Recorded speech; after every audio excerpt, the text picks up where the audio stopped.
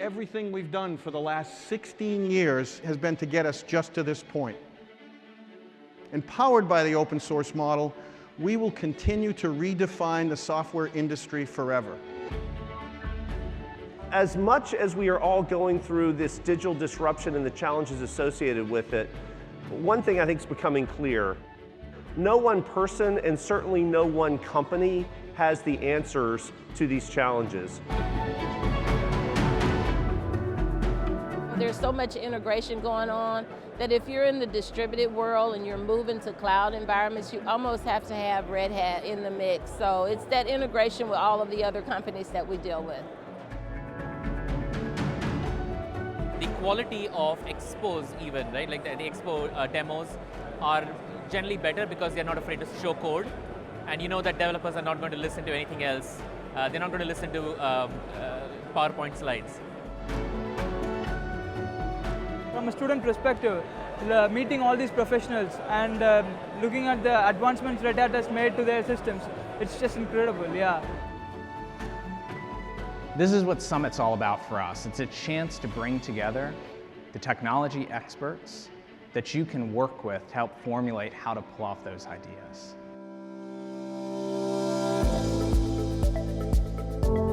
If a talk involved Ansible, I signed up for it basically because we just put it in development and we're about to put it in production. We want to get it right first time as much as possible.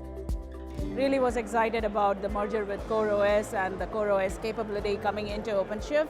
Trying to learn more about Insight and how kind of it being the central piece for cloud farms and satellites and tower. What I liked most was the hybrid cloud architecture that was showcased. So how easy it was to migrate a VM from VMware to OpenStack and balance it across 3 cloud formats. That was the best thing that I liked. I like the idea that ideas are worth exploring because actually they are, and sort of dreaming and doing is how we're going to take the next step. It's challenged me to really think creatively on how I can get our stakeholders to innovate and buy into being part of the 21st century. And just as we did with RHEL more than 15 years ago, with our partners, we will make hybrid cloud the default in the enterprise.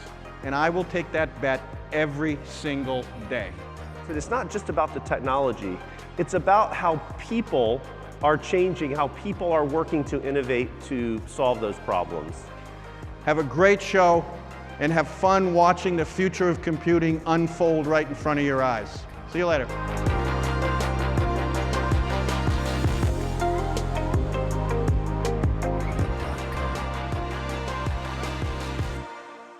Ladies and gentlemen, please welcome Red Hat President of Products and Technology, Paul Cormier.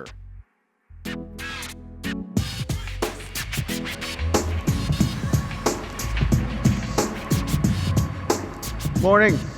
Morning. Wow.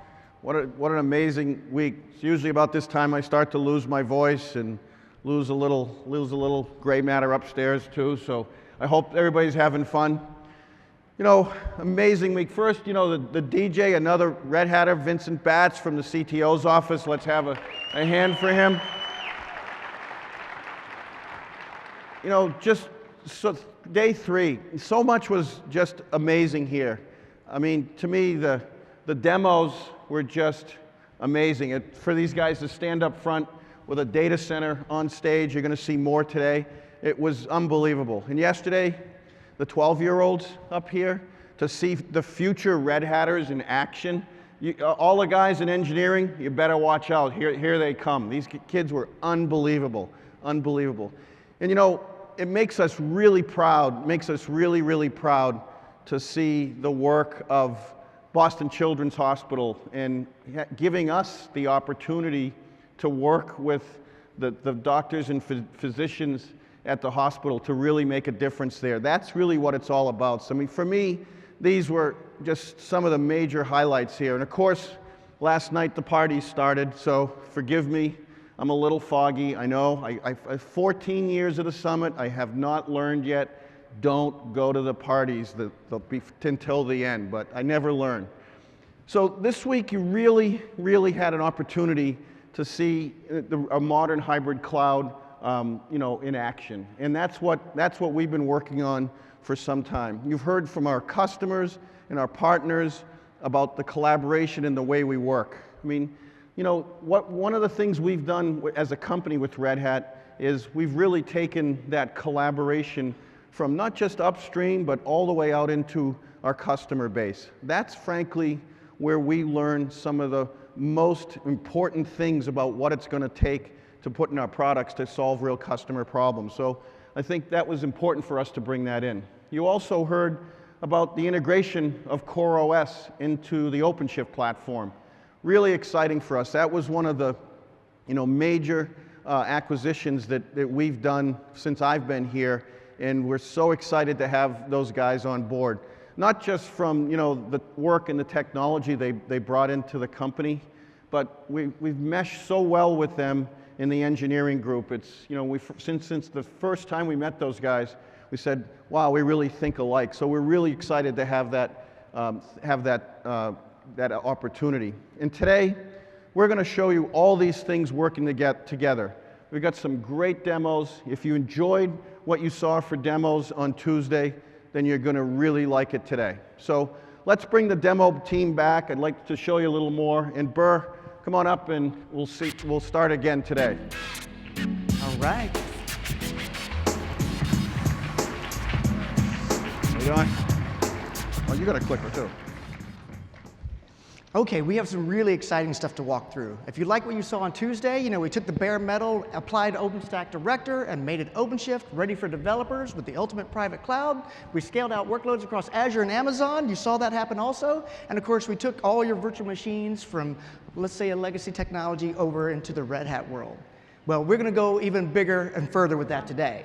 Today we have a mobile application that's an AI-based gamified capability that you're going to get a chance to play with us. So have your phones ready. How are you going to do all that? Well, it's actually kind of crazy. The architecture will walk through super fast. How about that? Okay? Okay. Yeah. And you sure this is going to work? I mean, one of the first things I said to you about 9 months ago when we were planning this, is it going to work, Burr? So is it going to work? Well, it is a live demonstration. It is like our flying trapeze act. It's a tight wire act, and we don't have a safety net. But, with your permission, I'd like to enlist all these folks here as our beta testers. Let's go for it. Have Okay. fun. Thank you, thank you. So let's show you this architecture. It starts with a mobile application, as I mentioned. You're going to basically use that mobile application, and you're going to talk to our backend secured microservice. That microservice is going to take a photo that you upload, drop it into our distributed file system based on Gluster. That distributed file system, of course, has our function as a service engine, which will trigger an event and apply our machine learning algorithm to it. We're going to take that score that it produces, put it in our distributed data grid, and then, of course, another function as a service then kicks off and applies that notification back to your mobile phone while you're waiting. And we do all this with a nicely distributed dashboard so you can see all that live in action. How does that sound? And the most important thing is we do this across all the clouds we showed you on Tuesday. So we're not here to mess around. We're going to show you that all your code and all your data is fundamentally protected, portable, and universal. You can take it with you when you want to go. Okay? So let's get started. We're going to get started with Clément Escoffet. He represents our Vertex team, and he's part of Team France, Red Hat Team France, and he's going to show us how to do microservices. Clément? Bonjour et bienvenue. You just mentioned microservices. When you start using microservices, it's always a burden to scaffold a new one. Thanks to the new Red Hat OpenShift Application Runtime Launcher, you can start a new microservice in a couple of seconds. Let me show you this. This is the new launcher. In the new launcher, you pick a mission, which is a stereotype for your application.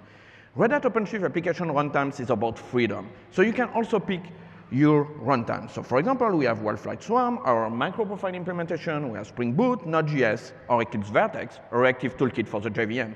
I'm going to pick Vertex, not only because I love it, but also because it gives you superpowers to build interactive application as the one you are going to use in a few minutes. Then you select your target environment. And of course, I'm going to select OpenShift. You configure your source repository, you can review your changes and set up the application. The launcher is not only going to generate the code, it's also going to configure your OpenShift instances, so it continuously builds your application as soon as you push your changes to your source repository. So if we go to the project here, we should already start seeing the application building. And here it is. We have this build here. Remember what we have announced last year about Eclipse, a cloud-native IDE for cloud-native development. Now, the launcher has also generated the code, and the code is there. I can pick this URL here, go to Che, here, drop it, and it's going to generate a new workspace already configured for my application, and I can immediately start developing, debugging, and testing this service. As we have many, many things to show you, let me switch to the microservice you are going to use in a few minutes. Here it is. As I said, the launcher has configured OpenShift to continuously build your application as soon as you push your change to your source repository. But sometimes you want to be faster. So in Che, without leaving my browser, I can just click on the Run button here. It's going to package my application and deploy it on OpenShift. So your code already have access to your databases, other microservices, other technical services such as SSO and so on, without leaving your browser. It gives you a root URL here. We click on it, and here it is. I'm going to speak about that in a few minutes. So in the last few minutes, we have created a new microservice.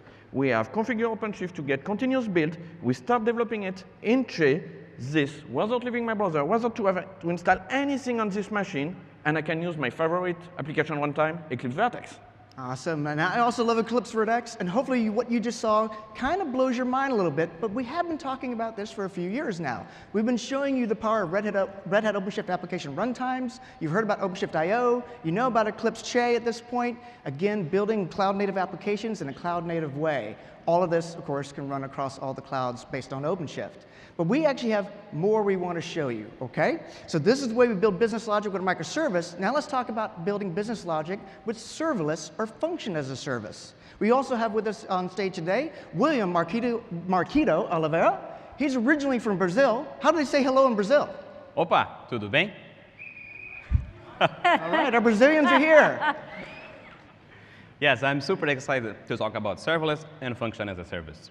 Hopefully, some of you have taken the opportunity to try your hand at your first function with OpenShift Cloud Functions. We partnered with IBM in 2017 to become a significant contributor to Apache OpenWhisk, bringing serverless capabilities to OpenShift. As you know, serverless is about being more agile, productive, and focused on code. So here, let me show you. You should remember Eclipse CTO from just moments ago, running on our OpenShift cluster and building a new microservice. Now I'm going to show you how to build a new function. I have here this Java project already created with an OpenWhisk archetype. And here is the Java class from my function, which, as you can see, have no special interfaces, no superclasses, just a main method that receives a JSON object and returns a JSON object. Now I'm going to use a macro in Che to build the project and create the function. Click here, create. In the serverless world, you do not have to build a whole endpoint that lives persistently and deal with the containerization lifecycle and all that. You instead build a function tied to an event source and let it run on demand, consuming resources just while it's running. So the function has been created. Now I'm going to invoke the function using Che. And there you go, your first function. But now I'm going to re-execute that command from the Linux terminal that I have access here through Che as well. I'm going to copy these.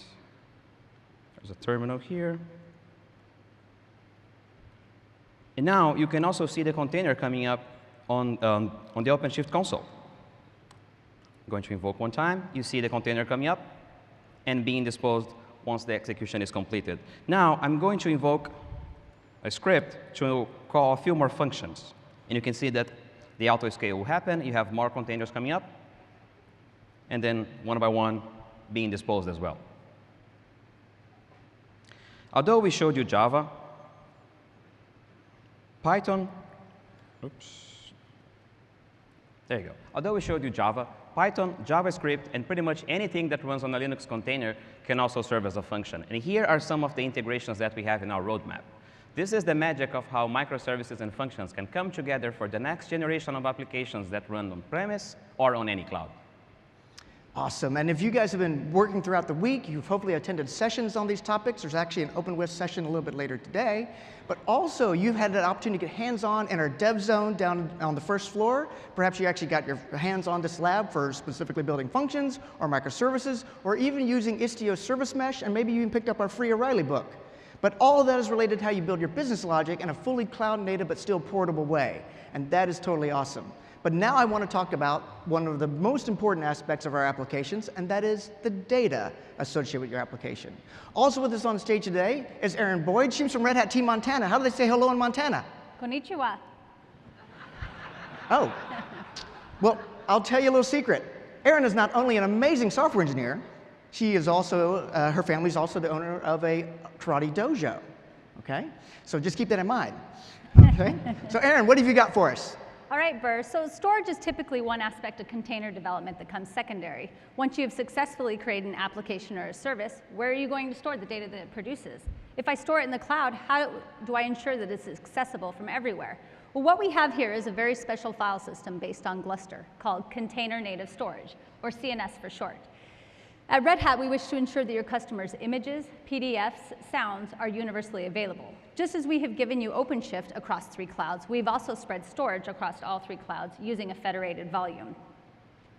It's super easy. We have a nice S3 compatible API where we're going to push a file from my laptop up to our private cloud.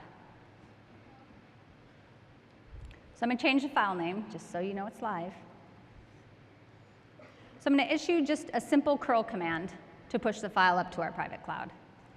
As you'll see in the curl command, I'm pushing it up to bucket 4 on our private cloud. And you're probably thinking, well, uploading a file is easy. We've been doing that for years. Well, here's what is super cool. We can go out to our object file viewer that we have written and go to bucket 4 on our private cloud. And we will see that picture right here of the Golden Gate Bridge. Not only is it on our private cloud, though, it's also on Azure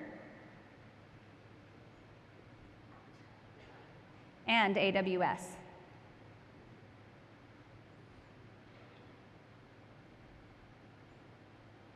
Ta-da! And this works in any direction. I could have added file-based data to any of the clouds, and it would have been immediately replicated to all the others. In addition, the functions that you just heard about can be triggered based on these file operations. In our case, we wish to process business logic based on the new file appearing. You will hear about that more in just a second with our mobile app game. The key thing is at Red Hat, we wish to ensure that your data remains your data, regardless of the cloud provider you choose. Thank you so much, and that is incredible. What you just saw is absolutely amazing, I think. It's like Dropbox, but for the enterprise and absolutely multi-cloud. You put your file in one location, like our onstage private cloud, and it shows up in all the publics, as well as the other way around. It's your data, you take it with you. Keep that in mind. We actually have a lot more to show you, so pay attention, but make sure you do check out redhatkeynote.com. I've been monitoring your activity. We need a few more of you in our game for our beta test in just a few seconds, so keep that in mind. We do have very special prizes, by the way, for our top 10 winners. Okay, but now let's actually drill down on more of our back-end architecture. We mentioned earlier we have an AI-based system. We have a machine learning algorithm in this system. So what we want to do right now is introduce you to a very special guest. He's our chief data scientist and our architect of our intelligent applications. This is Will Benton. Please welcome Will to the stage.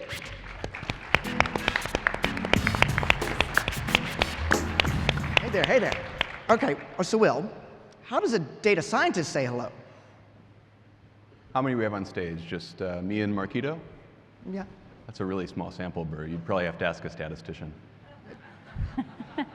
Yeah, that's probably a good point. But could you walk us a little bit through what's going on in the world of AI, artificial intelligence, and machine learning? Absolutely. So machine learning is a hot topic because it powers today's most exciting intelligent applications. But at a high level, we're just talking about training a system to compute procedures from example inputs and outputs. Today, we're using an open source library called TensorFlow, which is flexible enough to learn how to do simple things, like the linear regression you might remember from high school algebra, or complex things, like recognizing the locations of objects and images. We actually have an animation we can show about how it works. The procedures that TensorFlow can learn are represented as data flow networks, or graphs. Nodes in the interior of this graph represent arithmetic operations. Edges represent how data flows from the output of one node to the input of another, and the nodes at the end represent results. Now, when we're training this network, we're constantly evaluating the results it predicts against a set of training examples and making tiny adjustments to how data flows through the network. Over time, these adjustments accumulate in order to minimize error. Now, in the intelligent applications you'll be developing, you'll be training models based on data you've collected, data about your customers, your business, or your infrastructure. But we're using a technique called You Only Look Once, which is a network to detect the locations of real-world objects and images. This trained network can be deployed on OpenShift to add image recognition capabilities to any application. So if I got this right, we basically have all our data. We've collected our data like we've done for years inside the enterprise. We take that data, we find an algorithm, we train our model over the course of time, and we deploy that as a microservice on OpenShift? Yeah, so you know OpenShift is a great platform for developers and operators. You might not know that OpenShift is also really suited to the unique demands of intelligent applications, meaning it's easy to deploy machine learning and AI on any cloud. Now, we've deployed a lot of models as microservices over the years, but today we wanted to do something special and show you the way forward. So we actually deployed a TensorFlow object detection network as an OpenShift cloud function. This function gets triggered when Erin uploads an image to that bucket and returns a list of the real-world objects pictured in her image. And we've already done it, so no one has to watch me type today. So if you notice, he didn't actually have to do anything on the laptop at this point because he's already trained the artificial intelligence, the machine learning algorithm, and it's just ready to rock at this point. Awesome. Well, thank you so much for that, and we've got more to show you. Okay, so as we're showing you what's going on through this diagram here, through the architecture for application, there are a couple more components we want to touch on right now before we turn you loose on our little game. You should be waiting in the game lobby at this moment at redhatkeynote.com. But what we need to talk more about is your data. So we're going to go back to Marquito, who's going to talk about the data grid capability of this application. Marquito? Yes, Blair, like Will said, I have been studying machine learning for a while, and I'm very excited by what we have to show you today. But first, let's talk about something critical, your data. We are working to ensure that your data remains your data. Your data can be on a file system, but it also can be stored in a data store. And that data store today is Red Hat Data Grid. From the image upload we received from Erin, from that transaction, we collected user information, the nature of the transaction, and even the output of Will's AI engine. Now, let me show something really cool. I have here the data grid from the data browser from Data Grid, and I'm going to perform an operation on a particular entry here. Here are the results of a query. Going to move the document up. Paste. I'm going to use the player ID as the key. And this is running on that box right there. That's running on premise. Now I'm going to perform one operation, let's say, and update the player name for Summit.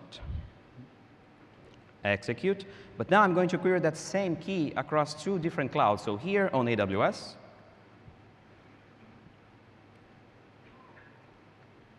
let me copy the key one more time. There you go. Aha. And now I'm going to copy the key here as well to query from Azure. And I can prove that those are actually running on AWS on Azure by running a simple command here. So those addresses actually belong to Amazon, and this one to Microsoft.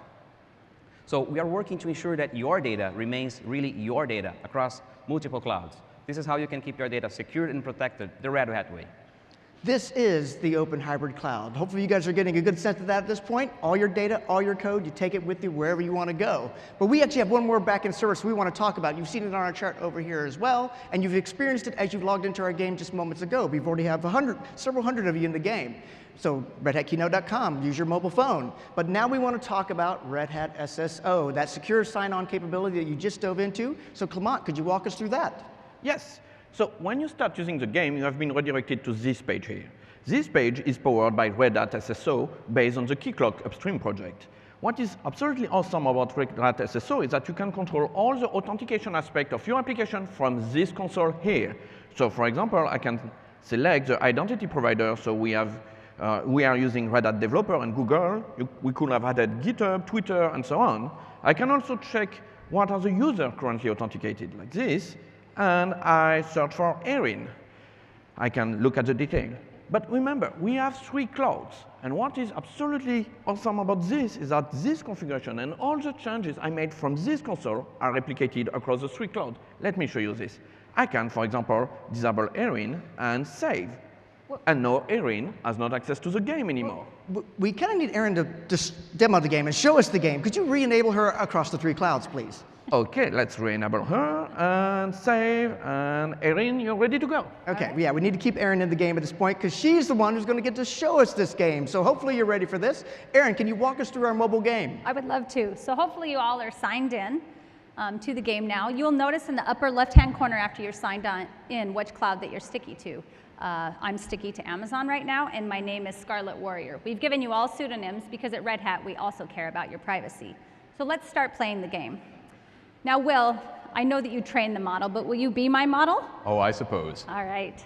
So the first task is to take a picture of a person. Are you sure he's a person? Let's see if his intelligent AI works. Let's go to score. 17. Will, I only got 17 points. Why is that? Oh yeah, that's a really good point. So a lot of people come back from technology conferences with a lot of bad photos taken in dark rooms of slide decks. We want to make sure you have some better photos. So our scoring algorithm will actually reward you for getting a tight crop. Really zoom in on the things you're supposed to find, and you should get a better score. OK, well, let's try it again. Since we have 3 laptops up here, I'll go ahead and take a picture of my laptop.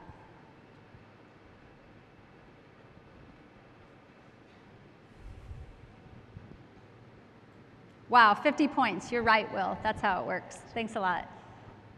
OK, so what you saw here is basically if you get a tight zoom, tight crop on the objects that you wish to take a picture of, you get more points for that based on our scoring function and based on the AI algorithm we've applied here. So we need all of you playing this game at this moment. You actually can think of it as Where's Waldo? The images you're looking for are hidden in our diagram on the left and right, or at the back of your screens there. And I would encourage you to actually step up and walk over and get a better photo if you want, because we do have some good prizes associated with the top 10 winners here. Keep in mind that all the images you take, you'll see flowing through our dashboard, moving through our algorithm, and then, of course, popping out the other end with your points and your player name on our leaderboard. You might see that you need the apple right there. You might need the horse right there. I'm giving you some hints, by the way. Also, you can actually take the Party Island mode in that game right now, and you can play it multiple times, hoping to increase your score. So let's say you only got 10 points or 17 points that first time through. Maybe you should shoot for the 50 points on that same object by getting a better image of it right now. Right. So seriously, you can jump up and take a photo of it, really. You can move around. It's not required. You sit in your seat. OK? You can see all the images we have flowing through the system right now, hundreds of images flowing through the system. And there's some really great selfies in there, by the way. I've enjoyed that. People have definitely found people. And you can see right now we have our Cosmic Jaguar in the early lead, but Holy Llama right there, neck and neck at 500 points each. This dashboard, by the way, is also driven by our real-time system using Vertex with a streaming web socket. And you actually are seeing why we would have microservices in one case and functions in another. You want to maintain that web streaming socket? Better to use something like Vertex and reactive architecture for that. Or our scoring algorithm, dynamically responding to events in real time, makes a great use of AI, makes a great use of functions as a service. OK, so we have a lot of great people now playing. Looks like we have, Holy Llama moved up to first place there. I was able to get 50 more points. Someone has figured out the nature of our game at this point. It looks like you're doing really well. And I did mention that we do have interesting, super cool prizes down in the dev zone on the first floor that you'll want to come collect at the most appropriate time. So it looks like we're having some fun here, but you know, we do need to get all your attention back for a moment, for just 1 second. We got to tell you one more thing. So could we just put this on pause for a second? Oh, well, you didn't let me get caught up, Burr. Now I'm never going to get the prize. Yeah. So we do have a few transactions flowing through the system, but now we're paused. Notice on your phone right there, you can see Scarlet Warrior. Erin, she's on the Amazon cloud. You guys see that? If you're on Amazon, hold up your phone for me. Oh, wow, there's hundreds of you on Amazon. There's like 400 something of you on Amazon. All right? Now, here's what we're going to do. We want to fundamentally make you understand that your code, your data is always available across all the clouds you choose, as long as you build those applications the Red Hat way, using OpenShift as your underlying architecture and the technology you saw here just now. So here's what we want to do. We're going to pull one of these clouds out of our architecture. We no longer need Amazon at this point. So keep your phone ready, and actually hold up your phone one more time. We're going to get rid of it in 3, 2, 1.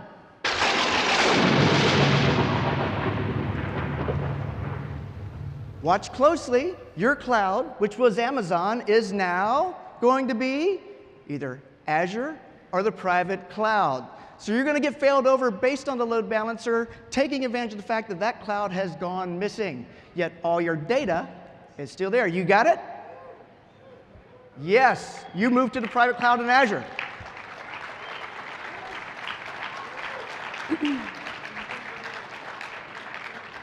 Yes, so this is the fundamental nature of what we're trying to do right here. And as a matter of fact, we could even let you play for a little bit longer just to make sure those transactions are still flowing. So let's actually see that game working.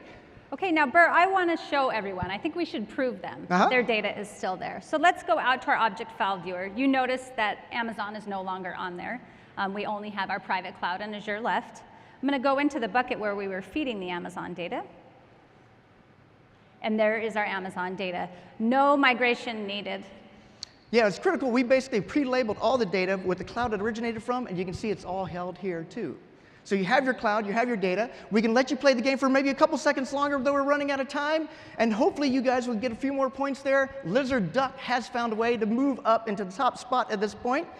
And we, of course, you know your pseudonym and know exactly what you're doing inside the game. Few seconds left. You guys ready to close it out? Okay, was that cool?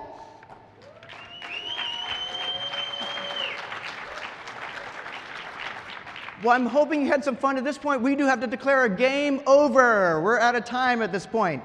So thank you so much for the time you spent with us today. You are a huge factor in the presentation that we've just given you. Thank you so much for these folks here, as well as all the folks off stage. The Red Hat engineering team is by far and away the best on the planet when it comes to doing any form of open source or any form of software. Absolutely. Please give that group a round of applause.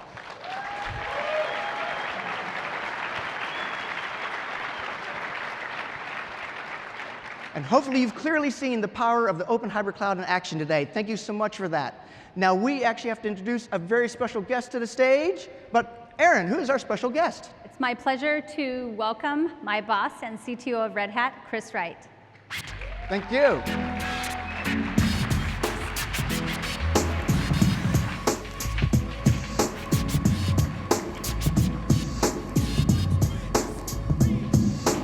All right.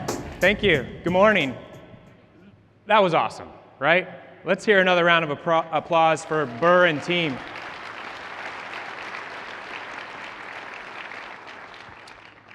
So I'm Chris Wright, CTO for Red Hat. And I have the great fortune to focus on emerging technology, trends, and emerging markets, and Red Hat's role in these industry movements. Today, I'd like to take a forward-leaning view and talk with you about innovation. We'll hear some great partner and customer stories, and then we'll wrap up with our 2018 Red Hat Innovation Award winner. Let's start with a simple question. What does innovation in the enterprise look like? As a technologist, I love looking at this from the technology perspective. But as we'll talk today, there's more than just technology in the picture. I don't need to describe to you the complexities of the enterprise. There's an intricate combination of current systems that run your businesses, most of which have been in production for years, even decades. And the need to adopt new technologies and techniques to retain and augment your competitive edge. Innovation in the enterprise means adapting to change without compromising your business. As you heard from Paul on Tuesday, open source is today's source of technological innovation. Open source is a powerful development model that delivers amazing technologies like Linux. Many of the early open source technologies were following the well-worn proprietary software path by simply commoditizing existing software.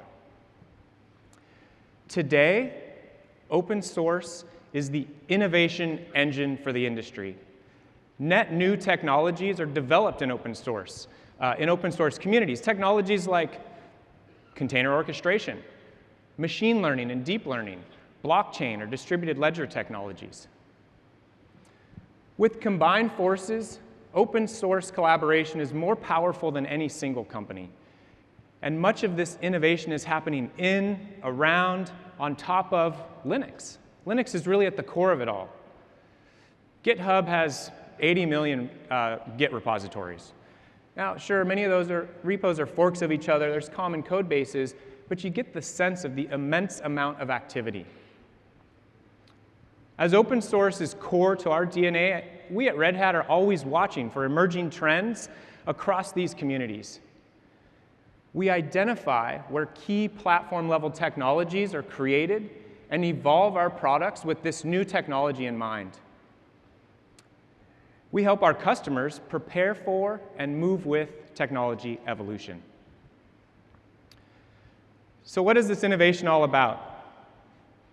As an industry, I think we're in perpetual pursuit of excellence, continuously improving across 3 key areas: user experience, operations experience, and developer experience. In each area, we ask ourselves, what do people need today? Today's user experience expectations are heavily informed by modern mobile applications. Businesses increasingly engage with their users through apps, and these apps must be simple, intuitive, context-aware, personalized to the user, I'd say delightful. By reducing cognitive load, users can get straight to the point, whether that's banking, booking a trip, or simply sharing with friends. The business goal is to attract and retain users.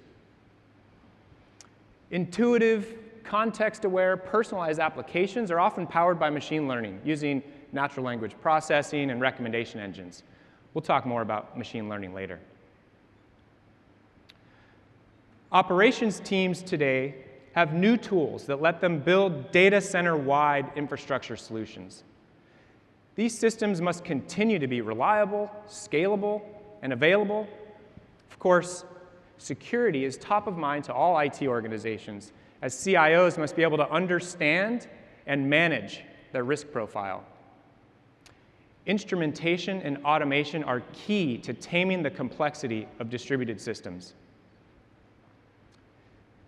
Bringing more workloads to a common platform enables a level of operational efficiency, doing more for less, that can free up budget for new investments. It also ensures long-term relevance for the technology. So think Linux. Initially was useful for a set of relatively simple tasks like file serving, mail serving, web serving. Over time, that's grown to all imaginable computing tasks, which is what makes Linux so valuable. Bringing that same broad diversity of workloads to an application platform like Kubernetes creates that same kind of value for distributed applications. This is why we're focusing on broadening the kind of workloads that run on OpenShift. Let's take a look at it from the developer's point of view. Building smaller microservices using CI/CD to automate the motion from development to test to production lets teams move quickly and accomplish more. For example, as you saw in the demo earlier this morning, a cloud-native IDE can help small, agile, cross-functional teams iterate faster. We're also reducing the scope of projects by relying on reusable APIs and services. Some of these are developed in-house, some as part of the platform, and some as external third-party services. Developers can spend less time on boilerplate code and offload responsibilities to the platform, spending more time writing code that directly creates value for the business.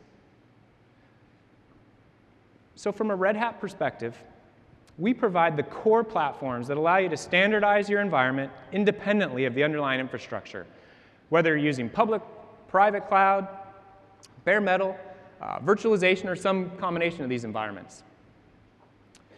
This gives both developers and operations teams a common platform that's optimized to support a wide variety of workloads. We're helping developers with tools and techniques to assist them to deliver business value as code. And we're delivering management and automation to help operations teams think in terms of core policies, express policy to the system, and allow underlying platforms to enforce those policies appropriately and automatically. Think AI ops and autonomous clouds, self-healing, self-optimizing according to your policies. You've heard all week about our belief that open hybrid cloud is the way forward. This is part of why Red Hat OpenShift is a core application platform. If you reflect on where we've come as an industry, we started with hardware vertically integrated with proprietary software. With x86 and Linux, we created a standard application environment independent of that underlying hardware. A big part of the success of Linux has been its ability to support an amazing variety of workloads, from small embedded devices, to phones, to servers, to supercomputers. We then slowly abstracted away hardware with cloud into general t-shirt-sized compute, small, medium, large. Now it's time to enable the broadest set of workloads on programmable infrastructure. With Kubernetes, we have a general application platform that supports scalable, distributed applications across multiple environments. Of course, all infrastructure is powered by hardware at the bottom of the stack. And giving applications access to workload-optimized, hardware-accelerated environments enables the broadest set of workloads. Advances in hardware exposed in software are making new technologies possible, such as data processing and AI, as we saw earlier, edge-based compute models. Of course, all of this hardware is enabled by an operating system, Linux. And as a kernel guy, I love seeing the importance of the operating system. For Red Hat, making these environments available up the stack in virtual machines and containers helps you take advantage of these hardware-accelerated environments. Let's take an example of a modern CPU versus a modern GPU. The amount of work you can complete in the same amount of time is much greater with these GPUs. A modern CPU has under 30 cores. A modern GPU has over 5,000 cores. The GPU has 10 times the raw capacity for certain deep learning applications. Using tensor cores, tensor processors, or FPGAs can make that 100 times the raw capacity within the same power envelope. This type of hardware shift can radically change how long it takes to train an AI model. Model training cycles and model inference are key limiting factors to the use of AI. Iterations and updates to improve the predictive value of your model must not slow down your data scientists. In my experiments on Google's Collaboratory, comparing training times of a convolutional neural network between a CPU and a GPU, I consistently saw 64 times improvements. That's a reduction from days or weeks to hours. Let's take a look at the evolution of storage latencies. If you normalize storage latency times by saying that a CPU cycle takes 1 full second, you can see how these advancements have taken us from months to days to hours, while memory is still seconds or minutes away. Combining storage that approaches memory latencies with high throughput data processing, as I described with GPUs, enables a new class of data-driven applications. So talking about hardware and innovation brings me to our first guest. Our next speaker collaborates with us to advance automation and orchestration, NFV for telco, and of course, Red Hat solutions for SAP HANA. HPE has been by Red Hat's side for the past 18 years. Just last week, we announced that we are working together to optimize and accelerate containers in production, supported by over 4,000 Linux professionals from HPE Pointnext. Let's hear from HPE Pointnext.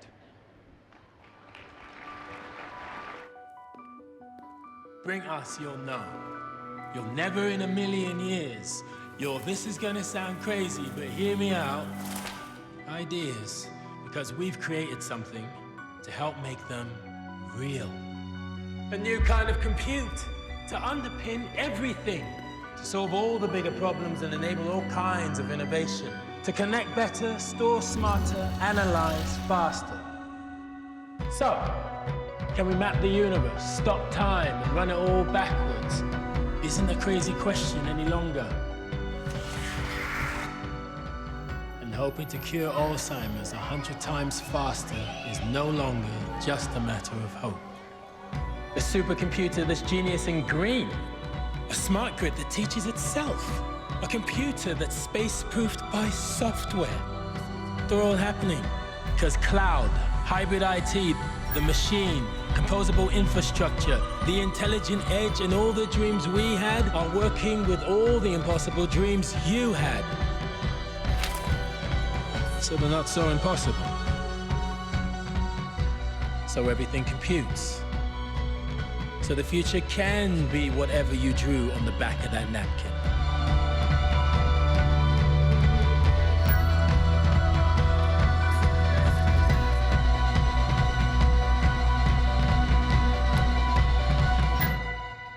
Please welcome Hewlett-Packard Enterprise Senior Vice President and General Manager for Global Client Services, HPE PointNext, Parvesh Sethi.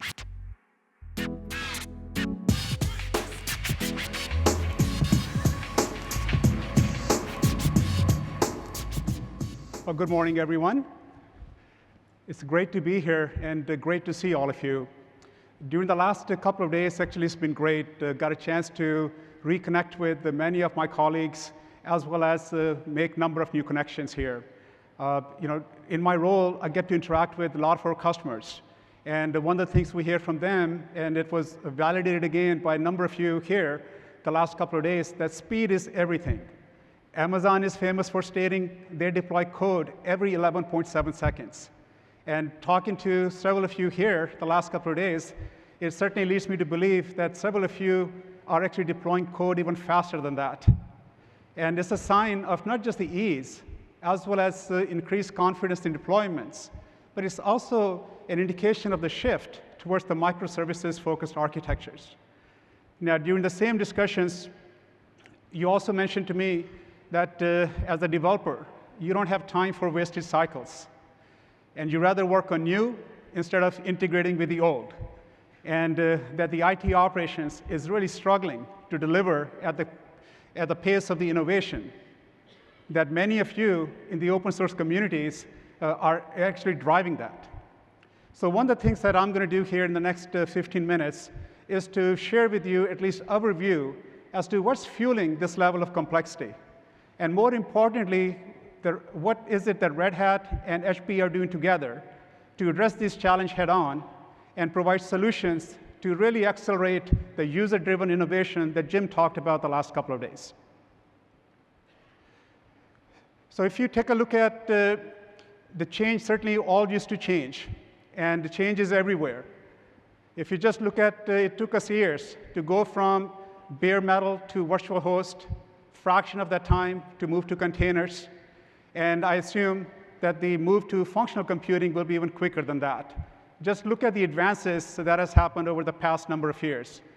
Not just the emergence of cloud, but advances in machine learning, artificial intelligence, blockchain. And Chris talked about the user experience. As more and more devices get connected at the edge, and with people, process technologies, with context-aware applications, it's truly increasing our expectations and the type of seamless and personalized experience we all want. Just think about your own experience getting to this conference. I imagine for many of us, it's a much different experience than it was even a couple of years ago, who used our mobile device to access a host of services, whether it's to check in on a flight, use it for boarding pass, in fact, be able to track our luggage now through RFID tags and be able to get notifications on our mobile device, and be able to go from point A to point B and not having to fumble through cash, credit cards, thanks to ride-sharing applications. And many of the hotel properties will let you use your mobile device to access a room key for your hotel room. And you can personalize your experience, and the opportunities are endless. It's a sign of the flourishing ecosystem of microservices and applications, largely driven by the APIs over a widely distributed infrastructure system.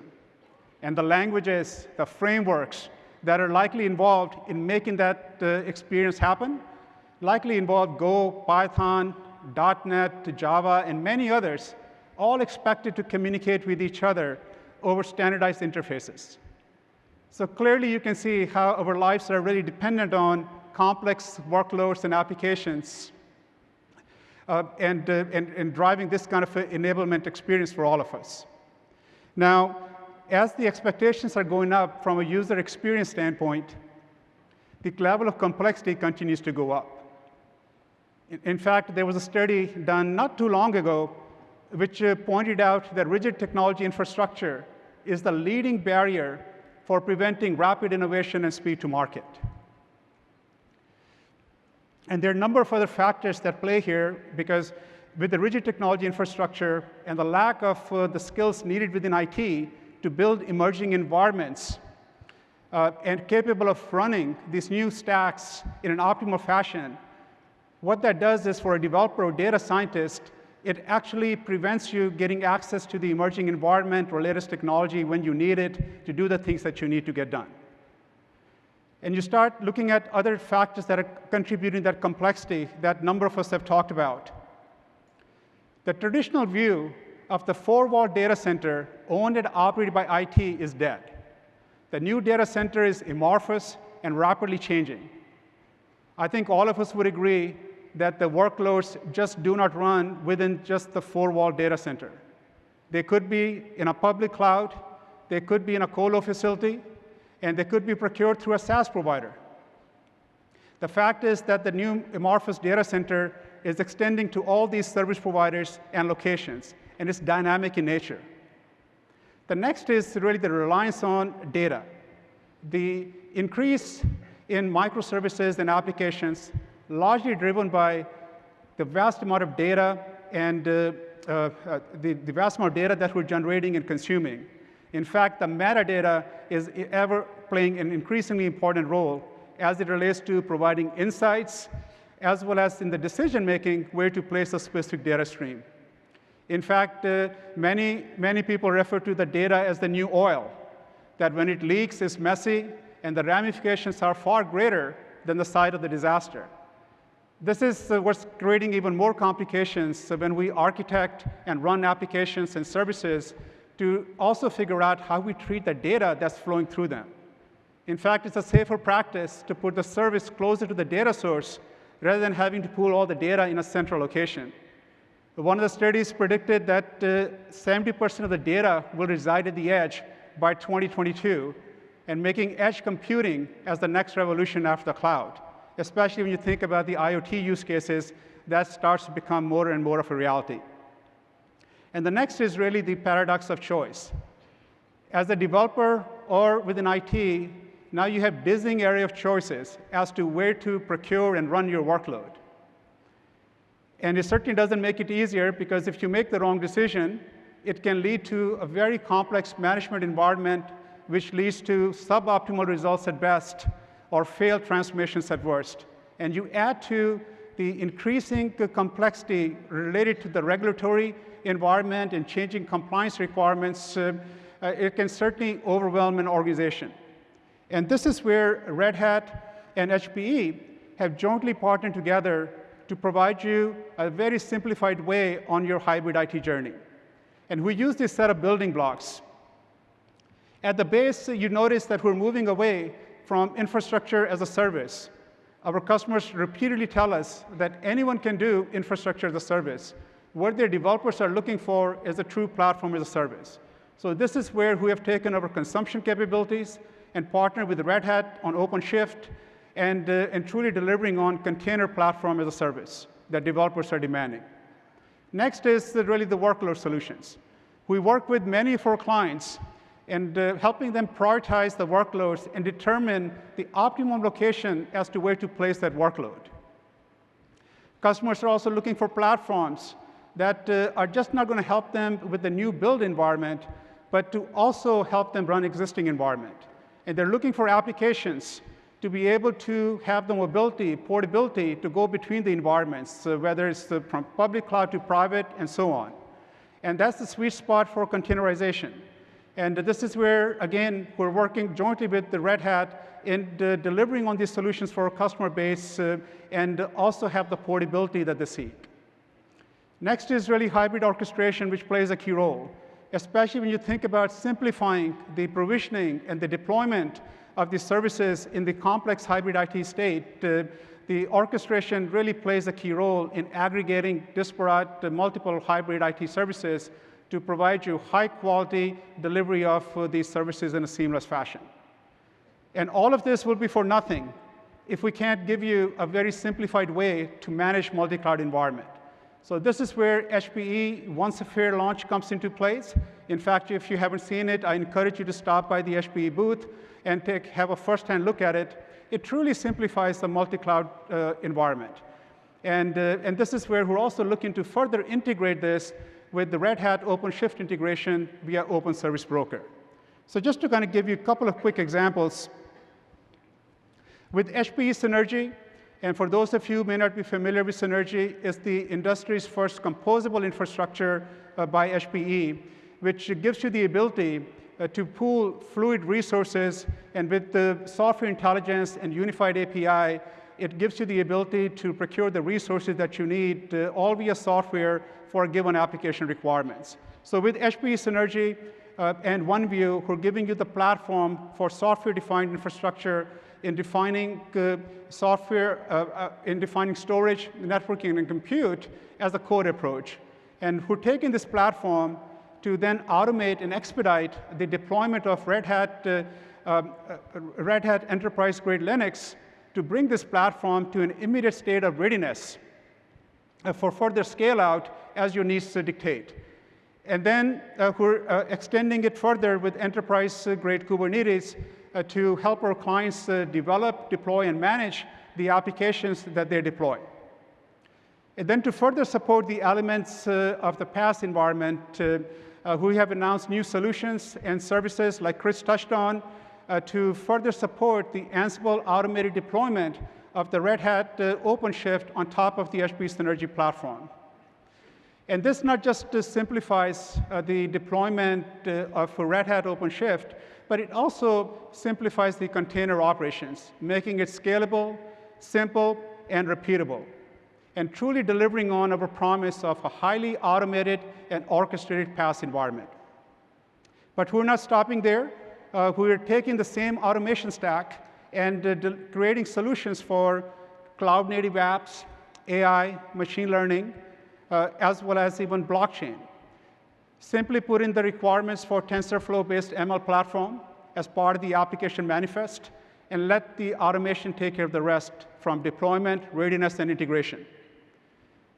And a number of speakers have talked about the rising use cases around machine learning. And enterprises are leveraging software-driven compute, as well as IoT, sensors, and artificial intelligence to study patterns and to predict failures. So this is where, at HPE, we launched Project One AI. And you can apply this to a number of different use cases. And we actually call this Unified Intelligent Data Platform, UIDP for short. And you can apply it to a number of different use cases. So let's say for manufacturing. We actually have it with a number of our customers today. And it actually helps them study and analyze different patterns and predict failures 30 days in advance, which allows for them to minimize or completely eliminate the downtime and increase productivity. And our teams have further created Ansible automation and Helm charts to do on-prem and off-prem deployment of this platform with Kubernetes. So you can see how both Red Hat and HPE are continuing to work together to automate and standardize these environments so you can actually run applications at scale, analytics at scale, and while dealing with complexity, because one thing we want to make sure of as both companies, we want to take all that complexity from you and just have it all hidden and make it as automated as we can and standardize it. So you can, as a developer, you can spend your time on coding, as Chris just touched on. We're working with our clients on modernizing their legacy portfolio, but also providing them the applications with the portability that they desire. Over the last year, there's been a tremendous amount of innovation coming out of the HPE.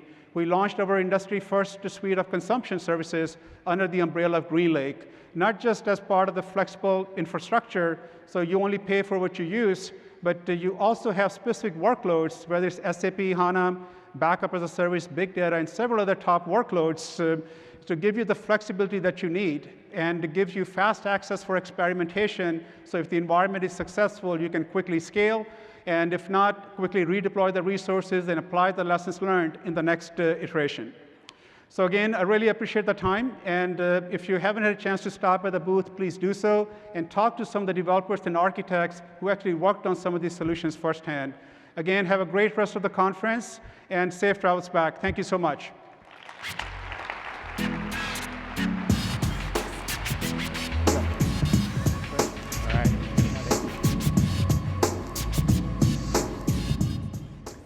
All right, thanks, Parvesh.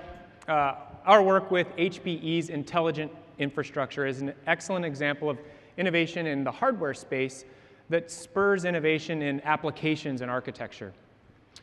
So let's take a minute to talk about a space where we're seeing one innovation lead to another, the network. The telco industry is undergoing major network transformation. TELUS is a Canadian telecommunications company that provides data, IP, voice, and wireless solutions for more than 13 million subscribers. A next-generation network requires new tools and techniques for management and orchestration. Let's take a look at some cool innovation that our customer TELUS has created.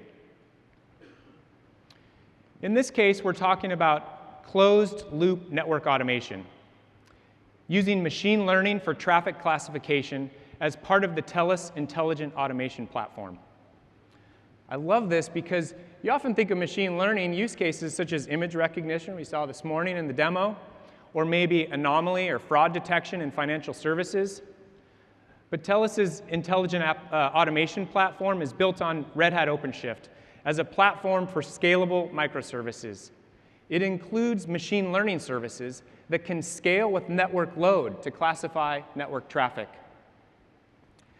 We've left out a lot of the detail, but you can follow the path from collecting monitoring data from the network, feeding it to an analytics engine using machine learning to classify latency-sensitive and latency-tolerant network traffic, running it through a policy engine, and then a service orchestrator and executor to program the network to engineer the right traffic paths. This is a classic autonomic computing system pattern described in research as monitor, analyze, plan, execute. With its intelligent automation platform, TELUS is able to engineer end-to-end traffic, including customer premise equipment, the network core, VNFs, and even other carriers, resulting in optimized occupancy of their converged edge network. We're exploring other areas in addition to network automation. 5G is next-generation mobile infrastructure. It provides lower latency, higher bandwidth, and a higher density of connections. It enables new use cases like autonomous vehicles, AR, VR, IoT. And all of these network devices are generating more and more data. Whether it's sensors, cameras, or smart devices, edge computing extends today's device-to-cloud model, adding a new physical tier where applications can run, an edge cloud. New hardware architectures and the use of GPUs fit the environmental constraints and application use cases at the edge. Technologies like these that are emerging today become the foundation of what you need next. Red Hat, together with our partners, help bring you that innovation. For the last 18 years, we've worked with Dell to co-engineer solutions for our customers. Our next guest will talk with us about how we make emerging technology like IoT and edge computing into something we can use. Please welcome Mike to the stage.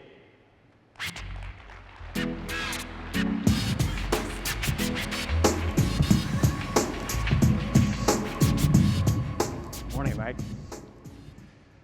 So, Mike, our two companies have been working together for a while now.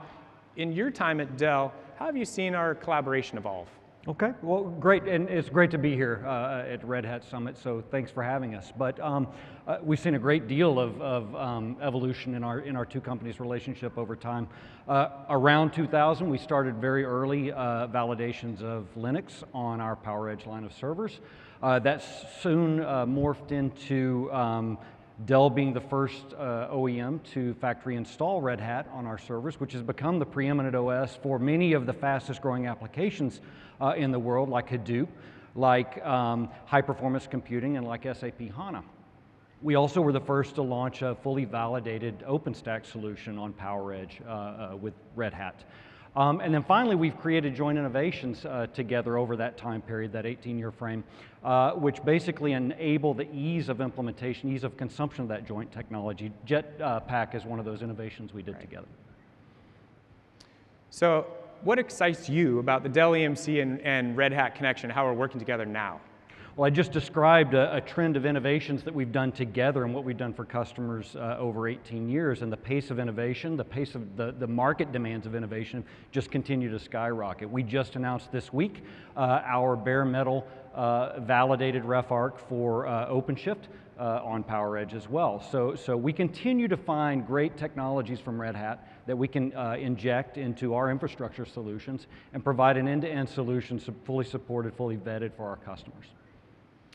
So speaking of customers, in your view, what are the kind of most perplexing challenges for the enterprises today? Well, it's pretty much what the theme of what I've heard from many of the presenters today. So the ability of enterprises to drive digital transformation and IT transformation. It's a publish or perish type of world. You have to change or you will die.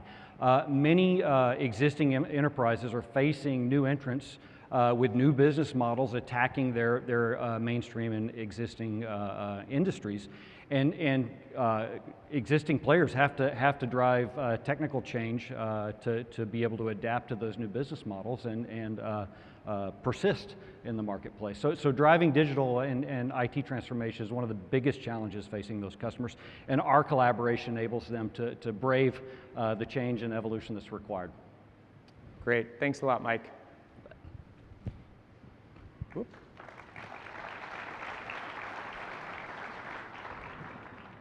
So as we just described, we've had a long-served partnership with a lot of firsts, again, first to OEM, first to OpenStack, and we've done a lot of good collaboration together in the marketplace, not just for the sake of collaboration, but customers and technology demands it of the two companies.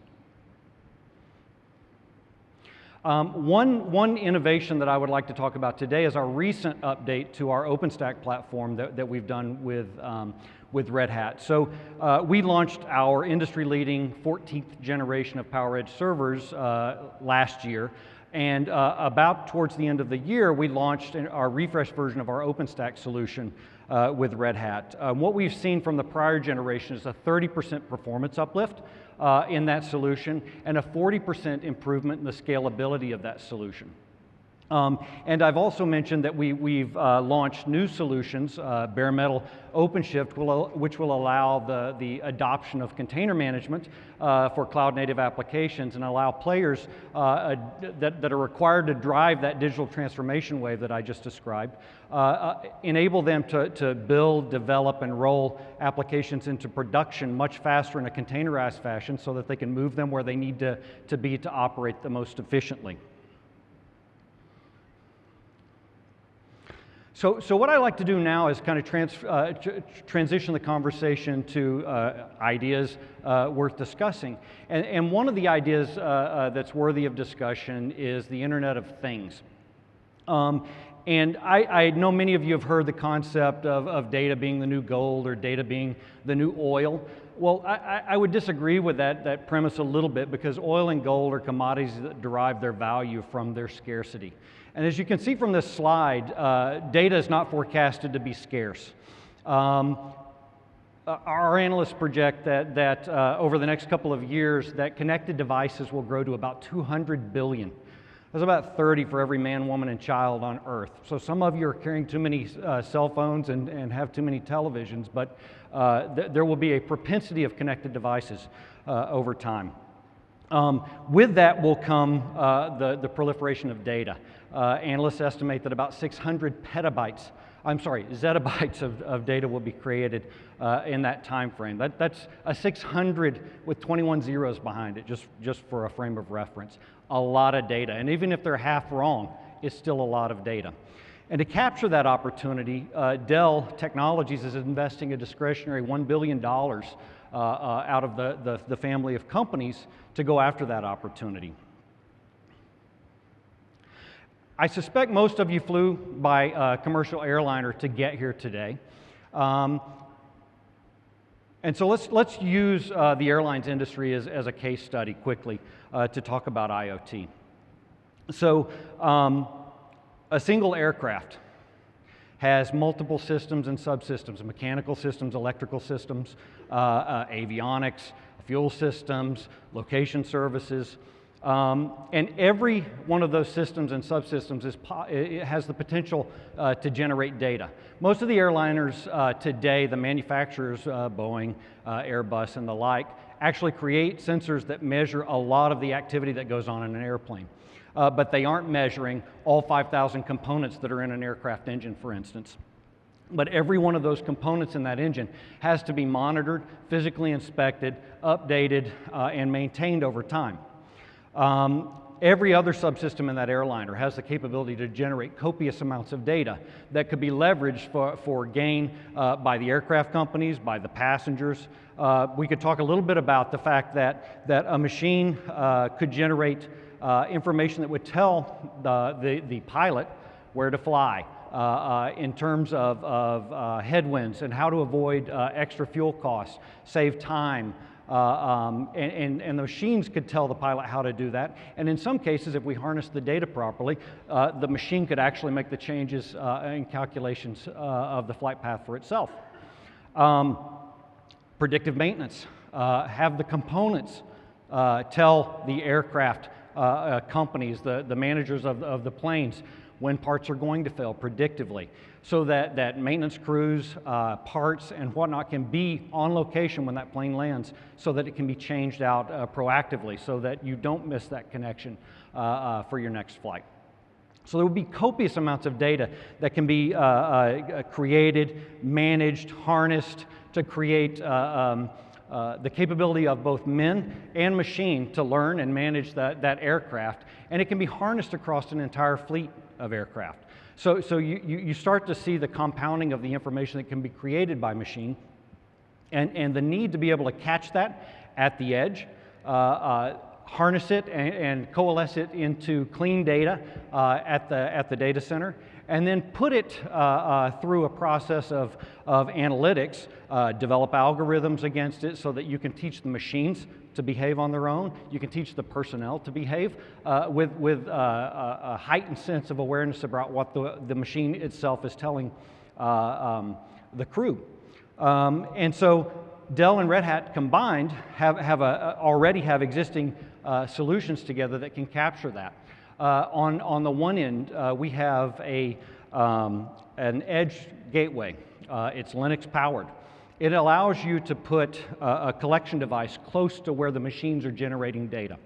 And you can collect all that information from all those sensors. It's got great power to coalesce and cleanse that data. And again, it's open source powered. We have what we call the distributed data center. And that allows you to also manage, coalesce, analyze the data close to where it's created. And then you home it back to the glass house, the data center centrally, using our OpenStack hybrid cloud solutions. And you can manage it there. You can develop your algorithms in the public cloud, in the private cloud. But you can manage this data across the entire continuum, whether it's close to the source of creation or it's in the data center. And finally, you can use Ansible as a configuration management tool, an automation tool to automate all of the processes around creating and developing and utilizing what the machines have learned, what the humans have learned from what the data is telling them. So it is a brave new world. We're looking forward to being able to exploit the opportunity and help customers exploit the opportunity of the power of the data that the world and their machines and their equipment will create for them. And we look forward to doing that with our partners in crime, Red Hat. We've done a lot of good work with them.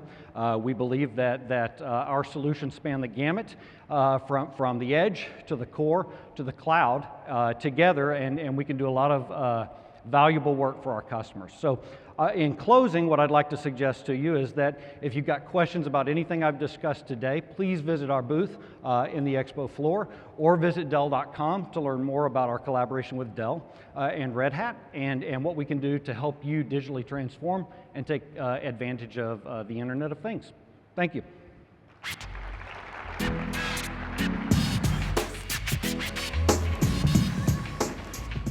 All right, thanks for joining us, Mike. We've been talking about how much change has come to hardware and how that happened. Let's take a look at it from the business side as well. How do you connect people across your organization today versus 5 years ago, 10 years ago? How do you break down those silos and collaborate at all levels? Really align IT and the business to drive business agility. Companies like Lenovo play a critical role in exploring these ideas. Lenovo was, in fact, the first physical infrastructure provider for Red Hat Cloud Forms, helping us take a step towards managing hybrid infrastructure. And today, they're continuing to redefine the customer experience. Let's hear from Lenovo.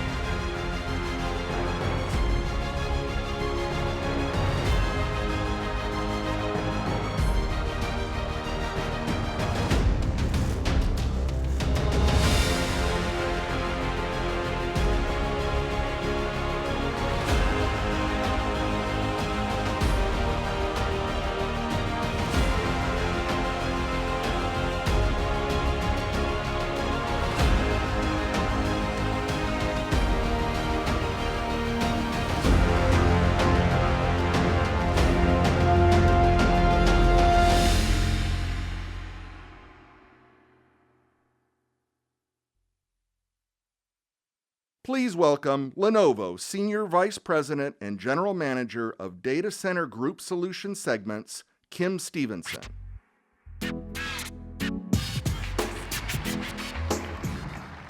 Good morning. Thanks, Chris, for the intro. Look, innovation is not new. Most of us actually have spent multiple waves of innovation during the course of our careers, and we've had the chance to experience the benefit of that. What is new is how quickly innovation and emerging technologies can create, grow, and even replace businesses today. As you just saw in the video, Lenovo has a long history of innovation. And sometimes this innovation is evolutionary, and sometimes it's revolutionary. Both of those matter, right? Because today's economy and organizations all need to embrace innovation and technologies and the changes that come with that. So when I look at innovation, I say, well, what really is happening is it's fueling our economy globally. Innovation's the source of job creation, it's the source of GDP generation, and it is the future determinant of who will be the winners and losers in every industry. Both businesses and governments are using innovation as a foundational element in their long-range strategic plans. In the governments, you'll see initiatives like smart cities and digital citizens engagement as their innovation vectors. Businesses almost all have digital transformation plans or digital strategies of which they're requiring a significant amount of innovation in the company to pull those off. So what that means from an IT perspective is the core expectations of IT have changed. And we're now expected to lead in this innovation cycle. But I actually think that's easier said than done, right? When you think about AI, blockchain, cloud, cognitive computing, and all of the emerging technologies we have out there, we have to think differently about how we develop, deploy, and then operate those technologies. And we have to synchronize them with our business processes to get to new operating models that create the most value we can create for our companies. So let me give you an example. Do we have any golfers in the room? Anybody golf? So I grew up going to the driving range. And in cities all over the world, including the town that I live in, there are signs like this that say, sorry, this driving range is closed forever. Now, it used to be a very good place to go. We would go as a family, you would practice golf. It was a social experience, but you were trying to get better at something. Now, did we lose interest in golf? Actually, there are more golfers now than there were 10 years ago. But has anyone been to a Topgolf? So there's actually more of you that have been to Topgolf. Now, so Topgolf is not a driving range, even though they have on average 100 hitting bays at every Topgolf. They're golf entertainment, and they created the category of golf entertainment. In fact, they're one of the fastest growing businesses in the United States. And they have over 10 million unique visitors last year visited a Topgolf. They spend way more than you would spend at a driving range. And 37% of the people that go to Topgolf are non-golfers. Only 14% are avid golfers. And so when you look at pictures like this Topgolf picture, you see people hitting the golf club with their street shoes. Now, you would never do that at the driving range, right? You come with your outfit and your shoes and your clubs and stuff, but this is where they've created an entire digital experience that tracks your shots, that uses augmented reality to create this virtual experience and social engagement. By the way, you can eat and drink and find other ways to spend money, and created this whole new business model around what used to be a driving range where you only went to practice hitting balls. This is the type of change that every industry is going through. And it's incumbent upon the IT people in the company to help drive and accelerate that innovation cycle. So let's talk about what does this propelling change mean to us, right? We want to take advantage of what technology can do.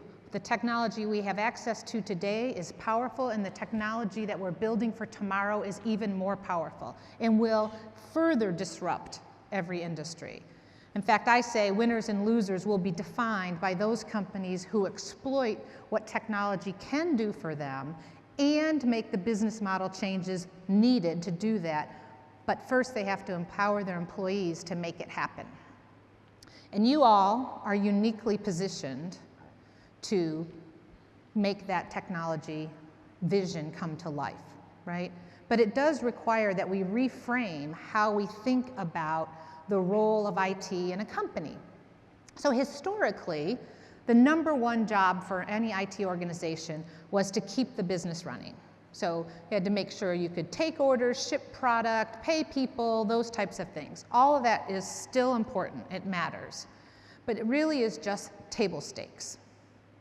The new mandate for IT is much broader.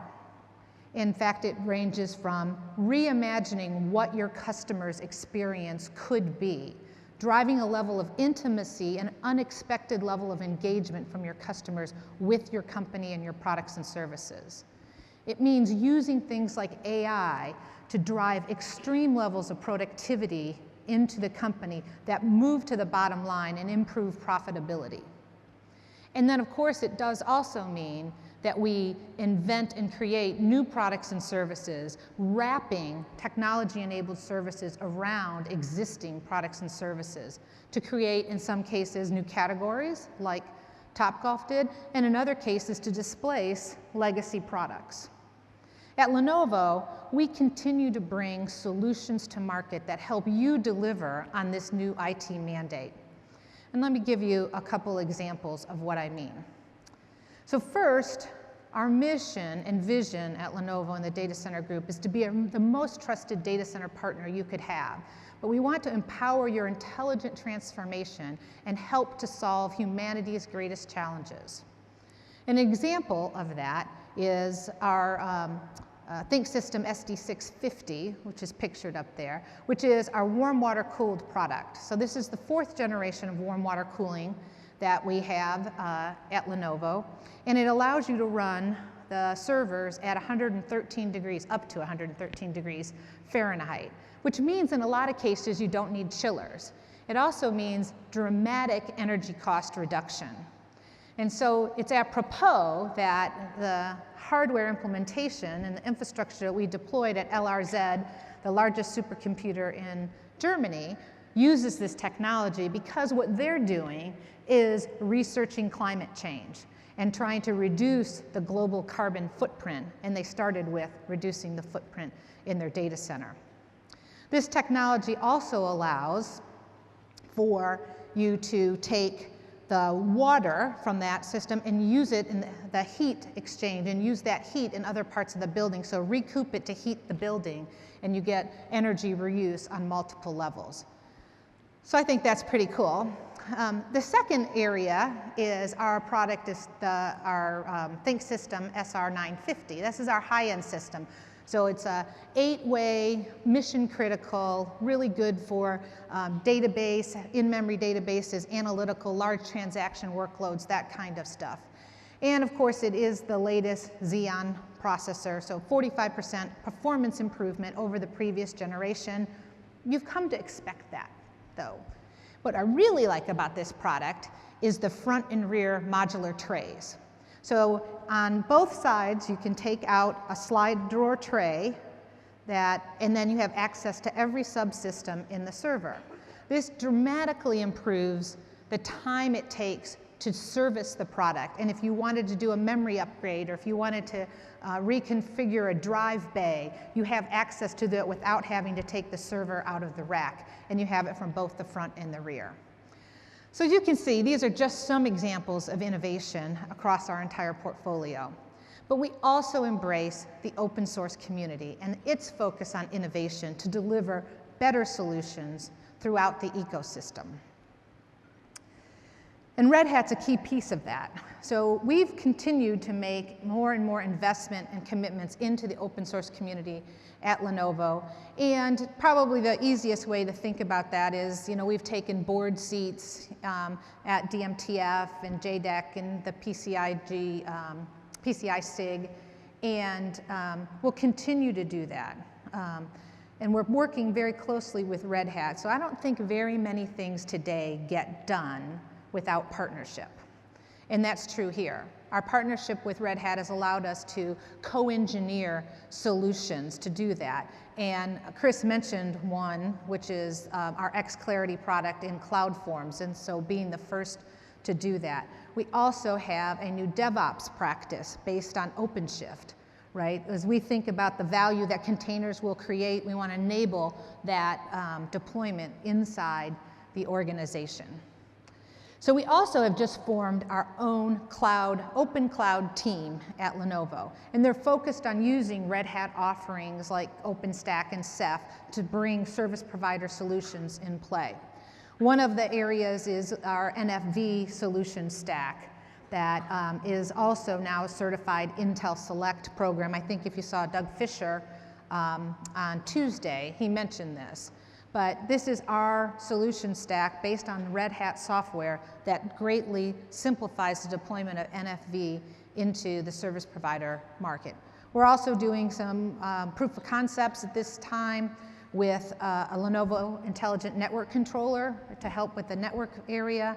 So you can learn more about all of these at our booth. So if you stop by our booth, you can learn about what we're doing in hybrid cloud, IT transformation, and future innovations that we have.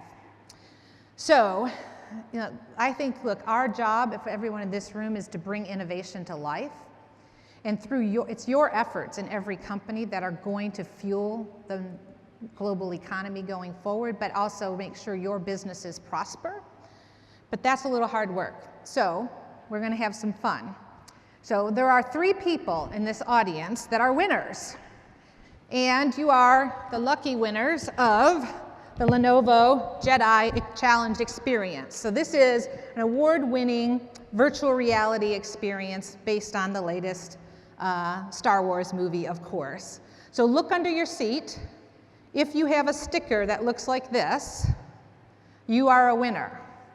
And here's the most important part. In order to pick up your Jedi Challenge experience, you need to go to the Lenovo booth. It's 803, and you need to talk to Shay Matthews. Shay has the things and can help you arrange to get it home. So congratulations. I know everybody's looking. Did you find them? Did anybody find your sticker? All right, I see one there. Great, great. All right, so congratulations to all the winners. Thank you for this morning. Now go forth and prosper for all your companies. May the force be with you.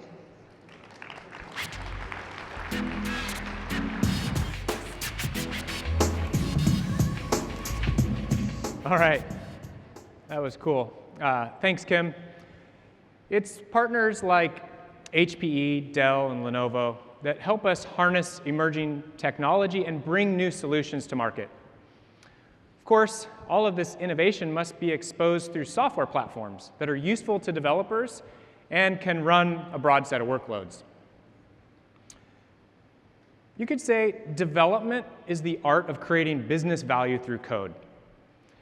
Our goal is to make the developer's job easier. Developers everywhere are writing useful code for the business, and when they can focus on business-specific challenges, build and test their code quickly and easily, we are that much closer to finding the next innovation.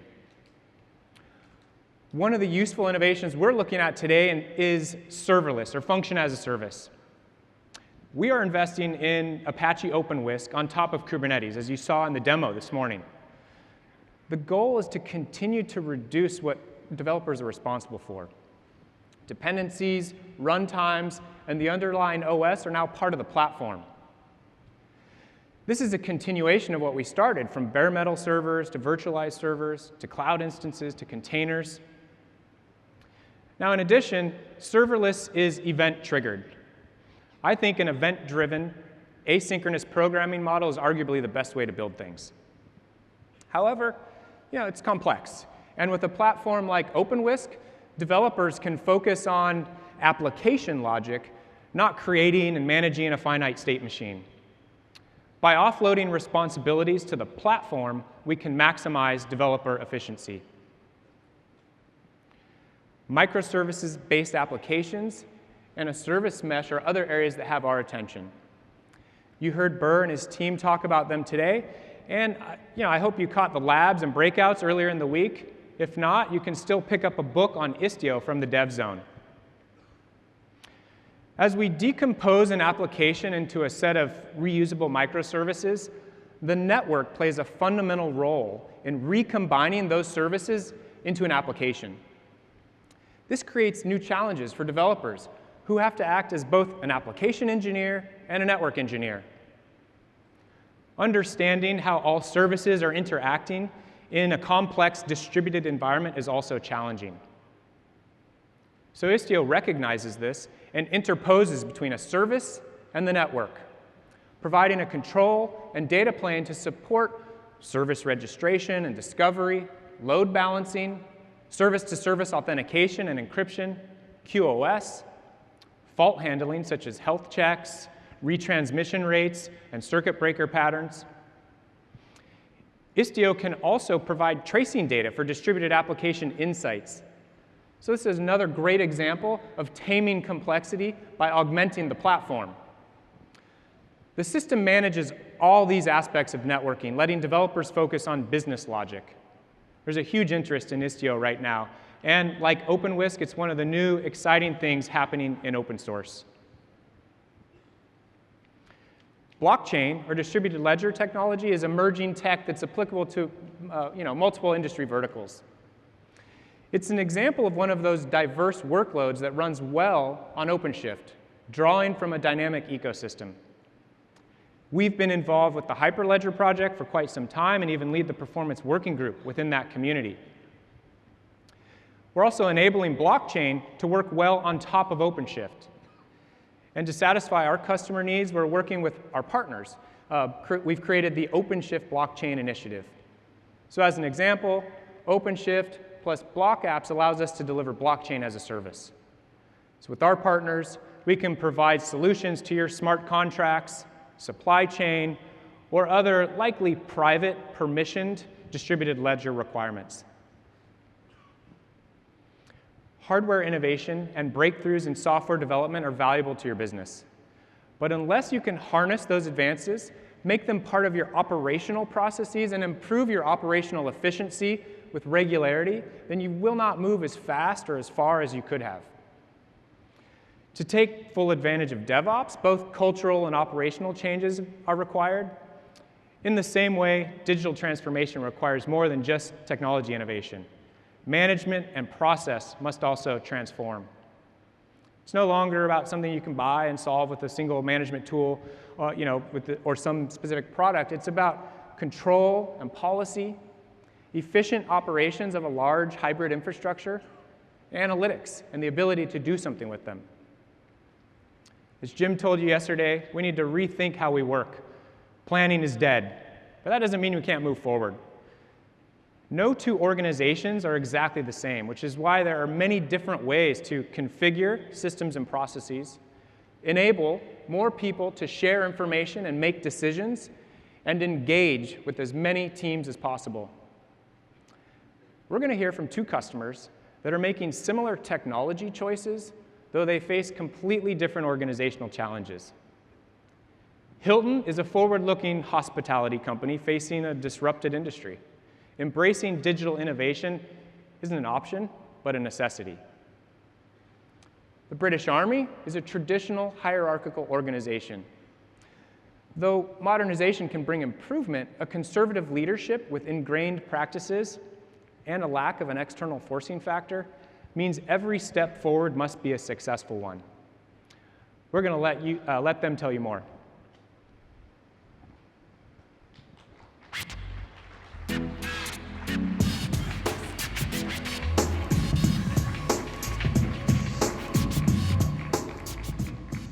Good morning. So I know everyone stayed at a Hilton last night, right? If you did, you may have used some of the things I'm about to talk about.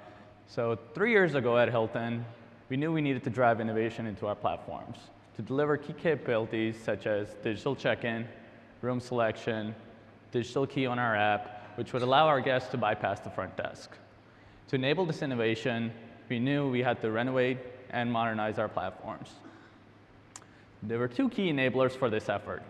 First, having the executive sponsorship right from the beginning. This helped us create alignment across teams, dedicated people and resources to this effort, and get the necessary backing and support from management.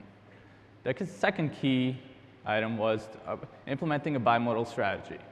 This allowed us to be able to free team members from day-to-day activities and dedicate themselves to innovation and really focusing on that platform. Next step was culture. We enabled teams to work collaboratively together, empowered them to make decisions, and instilled an agile mindset so they can be flexible, nimble, make incremental progress. Having these structure and the culture in place, the next thing we looked at was technology. That's where Red Hat comes in. We used RHEL, Ansible, OpenShift to build out our cloud platform. On top of that, we built common frameworks and reusable instrumentation that allowed us to drive down cost and reduce development time for new services that we were developing. Automation was a key part to this effort as well. It helped us reduce cycle time from code commit to deployment, enabled self-service capabilities to allow developers to be able to move at their own pace, allowing the dev teams to be able to scale up, add more resources, and it made it less costly and easier for us to do so. In closing, having the right culture and mindset from the beginning, having executive buy-in, coupled with new tools, technologies like OpenShift, it really became an incredible force to help drive innovation forward and help make us successful. So if you haven't by now, please download our app and use these innovations the next time you stay at a Hilton. Thank you.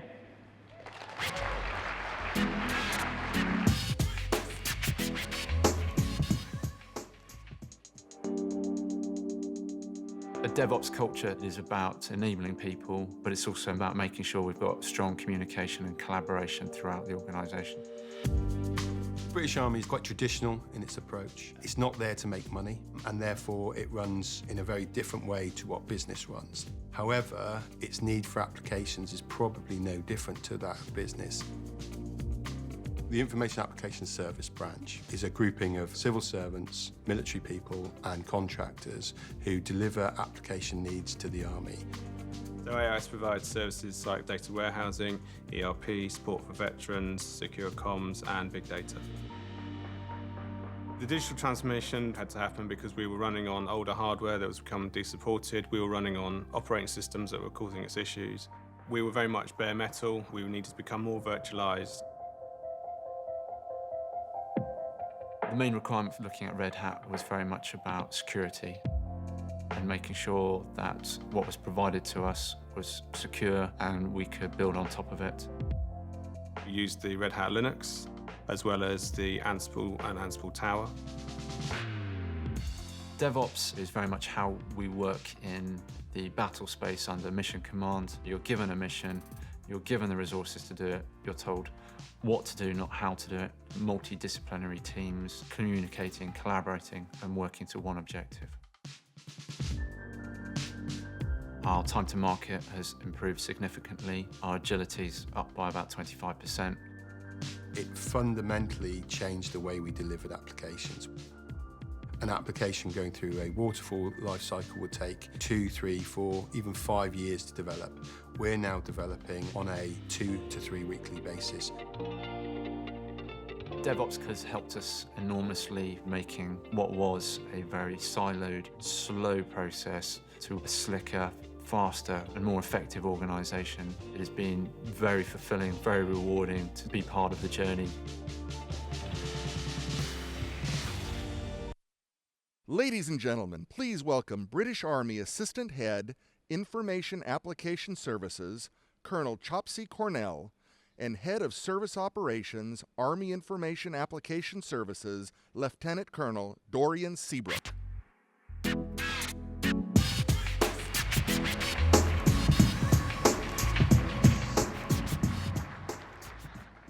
Good morning, Summit 18. From the video, and obviously dressed in our combat pajamas, we're representing the British Army. Also, Information Application Services, where we develop bespoke applications for the British Army and wider defence. And what we're going to talk you through today is that change that we've gone through from a traditional waterfall lifecycle development approach to a DevOps and agile culture. So first of all, why change? What were the drivers? I think you need to understand that the British Army is a conservative public sector organisation. It has traditional processes and policy. Some of them go back hundreds of years. There's a reluctance to challenge the status quo. We're not used to disruptive behaviour. In fact, disruptive behaviour, obviously, when you're on operations, sometimes can get people killed, and you don't want that. But we need to develop that culture. But also, we have constraining financial and commercial approaches that mean that we have to show value for money at every opportunity. Our users are absolutely key to us. And the waterfall lifecycle development we were using just didn't meet the customer's expectations. Atomizing requirements up front to drive firm cost pricing made change through that development process both difficult and costly.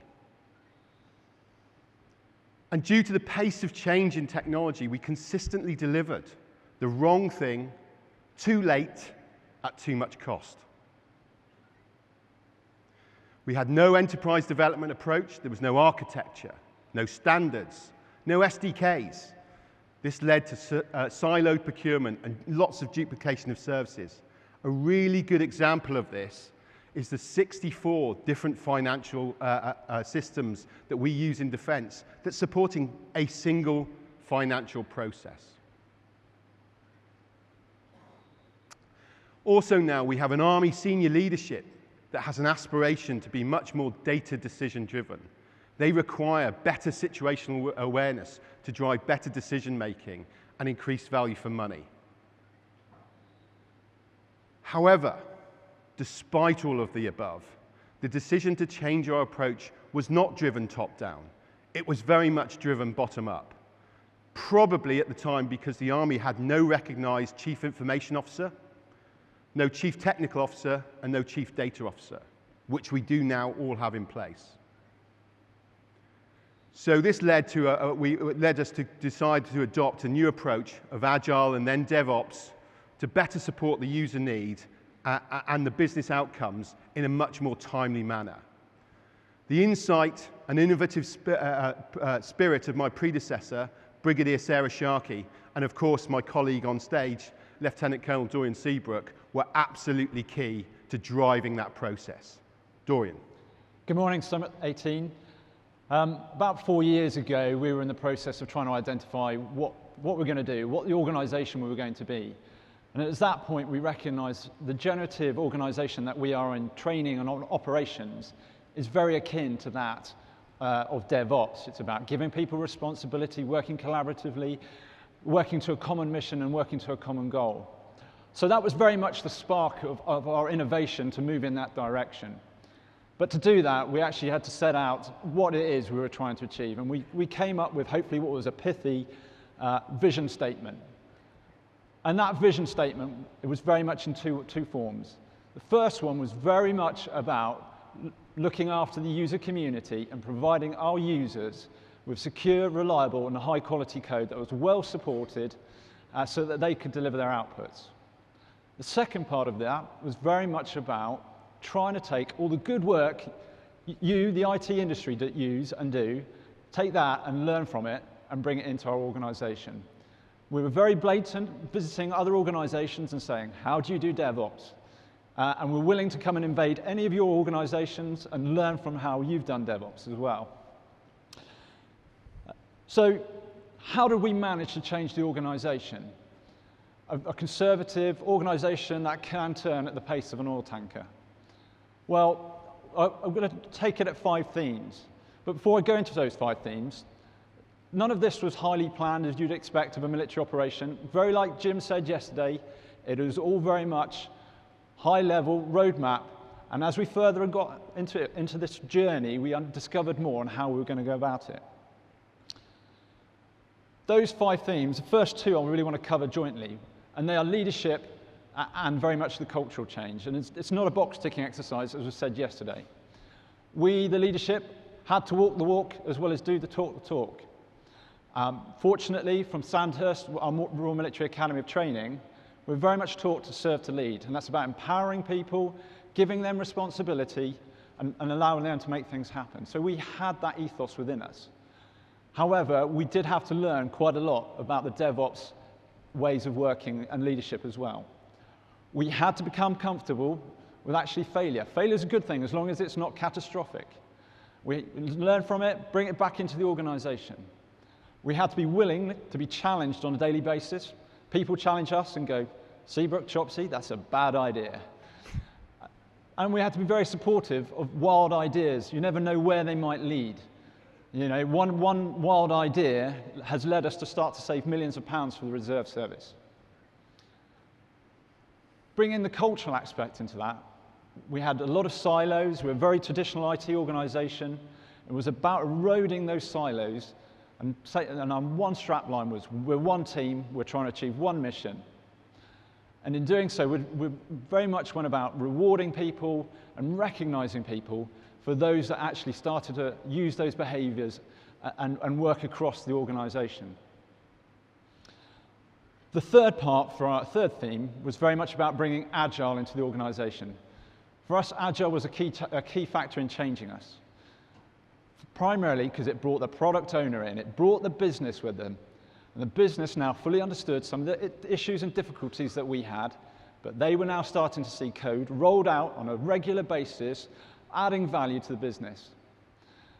That also, we very much used it as an ink spot, bringing one team in, and then as our own teams identified that actually Agile was a good thing, that ink spot just grew and grew, and the adoption grew. The fourth theme for us, and very much a game changer, was very much the continuous delivery. Didn't have a big budget, we didn't want to do this big bang, we just wanted to do it incrementally. So we had to find the engineers that really understood where we were going and give them some room and time to actually build the tools, configure them, integrate them. And we did it piece by piece. We went from continuous integration, automation of test, and then into continuous release. That in itself was a good thing for us because actually the people who were using it were the people who were building it, and they really helped evangelize that to the rest of the teams. And the final point from us is final theme is we were very much a monolithic application organization. We adhered to Conway's law. We had functional applications for functional silos, each duplicating services in there. So what we've done over time is actually remediate that code, reduce it, strangulate it, and start to decouple it and bring it into services. And for us, the speed of change of a small piece of code is a lot quicker than trying to deploy the whole monolith again. So that was very much how we've gone about bringing Agile and DevOps into our organization. Colonel. Dorian, thank you. So you've heard the drivers, you've heard the how. But so what? What did that mean to our business?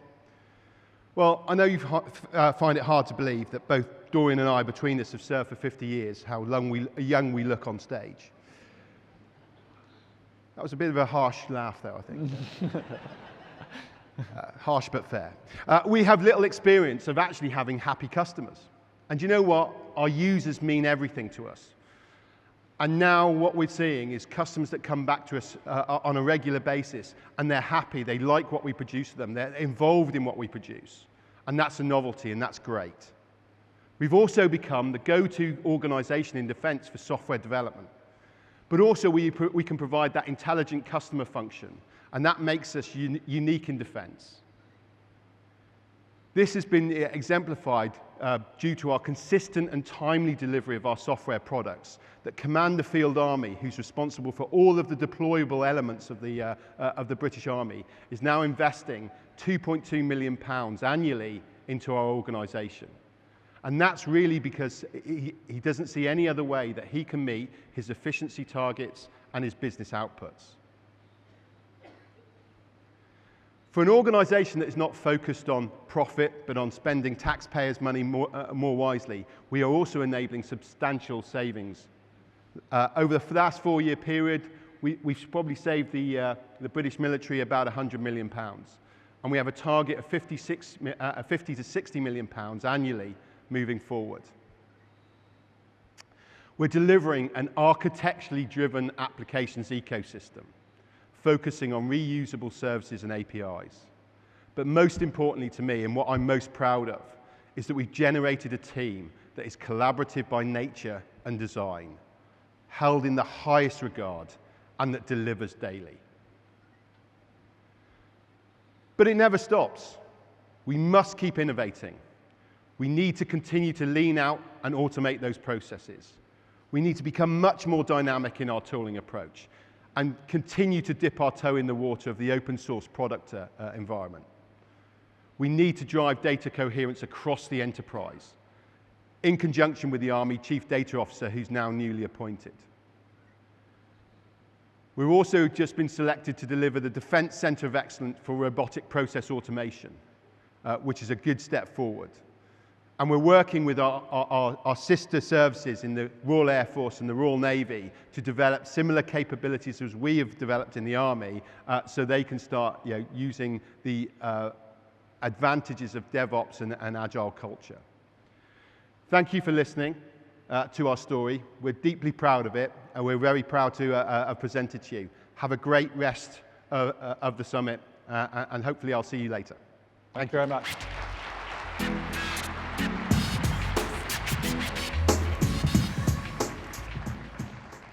All right, thanks to Furkan, Chopsy, and Dorian.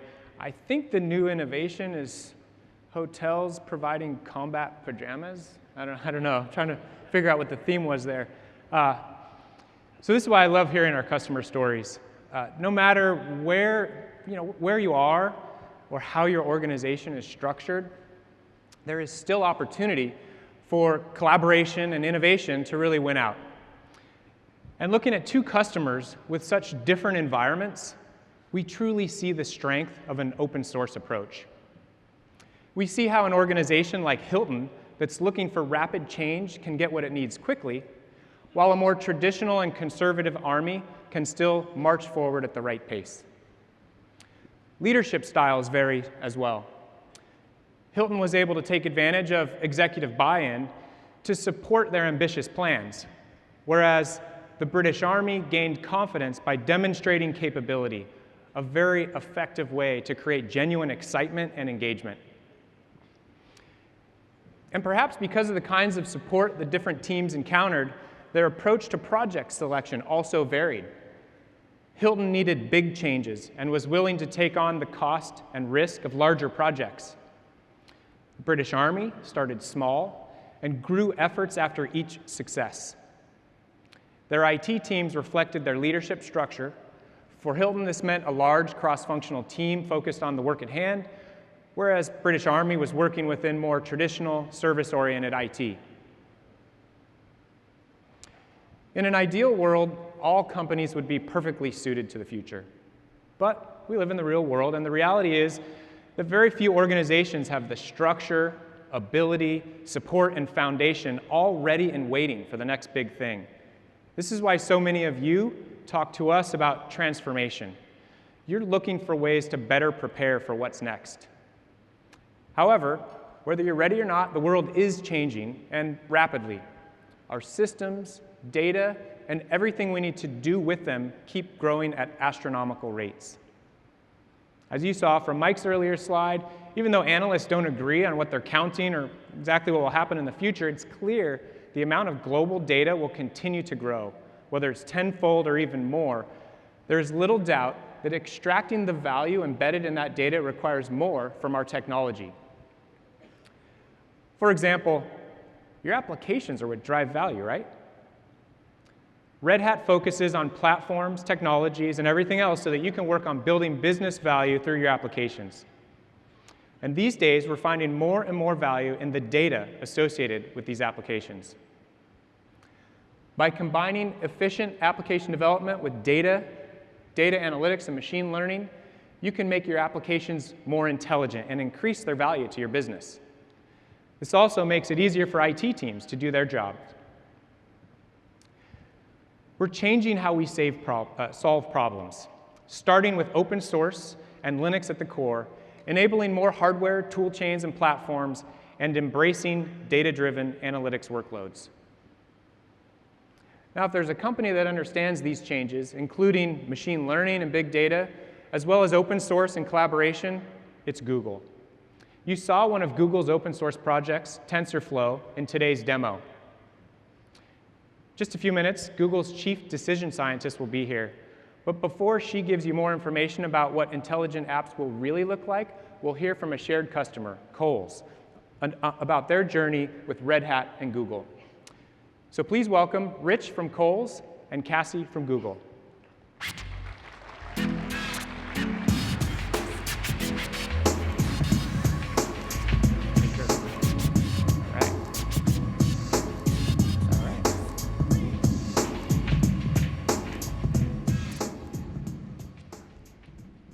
All right. Most of you know Kohl's as a chain of leading American department stores, but you might not know that they've also been a longtime customer of Red Hat. Rich, could you tell us a little bit about Kohl's and your relationship with us? Sure thing. So first of all, it's great to be here. I was really looking forward to Summit this year. And then I saw Weezer was playing, and that put me right over the top, icing on the cake. So looking forward to that. So Kohl's, we're a department store, almost 1,200 stores, 49 states, about $19 billion in revenue.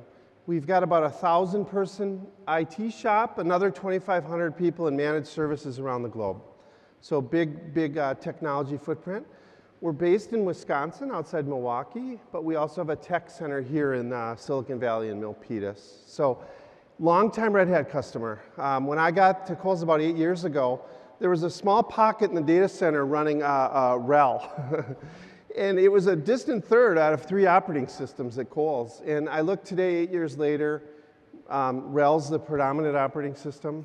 And we've just signed on for OpenShift as our PaaS platform and our hybrid cloud effort. We have efforts underway around Gluster, ActiveMQ. We have a relentless automation effort. Ansible plays a big part there. So we are very excited about our future with Red Hat. We've had a good history. The future looks even brighter. It's a big part of our digital transformation. So we at Google are thrilled to be on this journey with you. Tell us a little bit more about why you picked Google as a partner. Yeah, so as we embarked on our hybrid cloud journey, we felt it was important to pick a primary public cloud provider. One cloud provider, even though multi-cloud's inevitable, we felt one primary was the right approach, where you would go very deep and understand that platform, all the nuances, how to optimize your workloads to run cost effectively, how to use networking, all the details, and we chose Google, and there's really a few reasons for that. One is, we're an existing customer. We use G Suite, ads, but more importantly, there were a few things. One, engineering. We think Google's engineering is really top-notch. And as we did our reference calls, time and time again we heard that not only is the engineering great, but you have access to the engineering resources. So we felt that was really important. Two, Google, it was really interesting. They said, hey, yeah, this GCP deal's great, appreciate that, but what do you want to do together? Like, what problems do you want to solve in retail? And we found that pretty interesting. But I think lastly, the tiebreaker, a lot of great cloud offerings out there, was machine learning. We believe that, like all of you probably, that's the next big unlock in our industry. And we felt that Google was really the leader in that space, and that's where we wanted to hitch our wagon. That's a topic really close to my heart, and I'm so glad that you've chosen us. Thank you. So Rich, you've been moving really quickly and even ahead of many of your peers. So it sounds like Red Hat and Google have both played a role in that.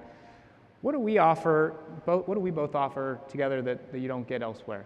Sure. So I would say that as I've gone through my career, one of the things I've gotten a much greater appreciation for is the value of partnerships. I would say earlier in my career, I didn't probably spend a lot of energy on that.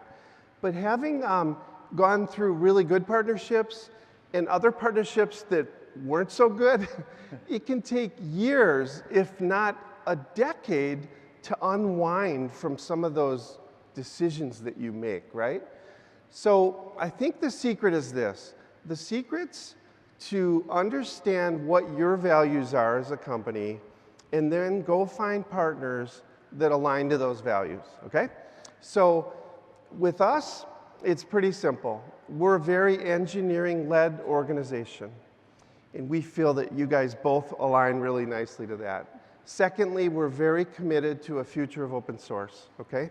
Not only just open source, but enterprise-grade open source, right, that we can run our business on. So we felt that with the future being so uncertain, we don't know where all this is going 5 years from now. So what you need to do is find a partner that has the right stuff in their DNA, so that as new products are announced and new acquisitions are made, you know they're going to continue on that path of engineering-centric and a commitment to open source. So to us, that's really what it's about, and that's why we're thrilled to partner with these two companies. and I'm looking forward to a great future. Well, thanks a lot. I love hearing the kind of open source collaboration is what really brings this partnership to the forefront. So we'll turn it over to Cassie. Thank you.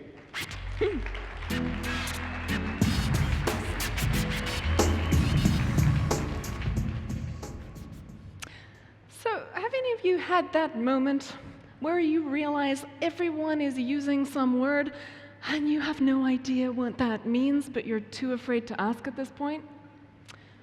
What even is machine learning? Well, it's an approach to making lots of small decisions with data, something involving algorithmically finding patterns in data, but let me just put it bluntly so that we can all get it.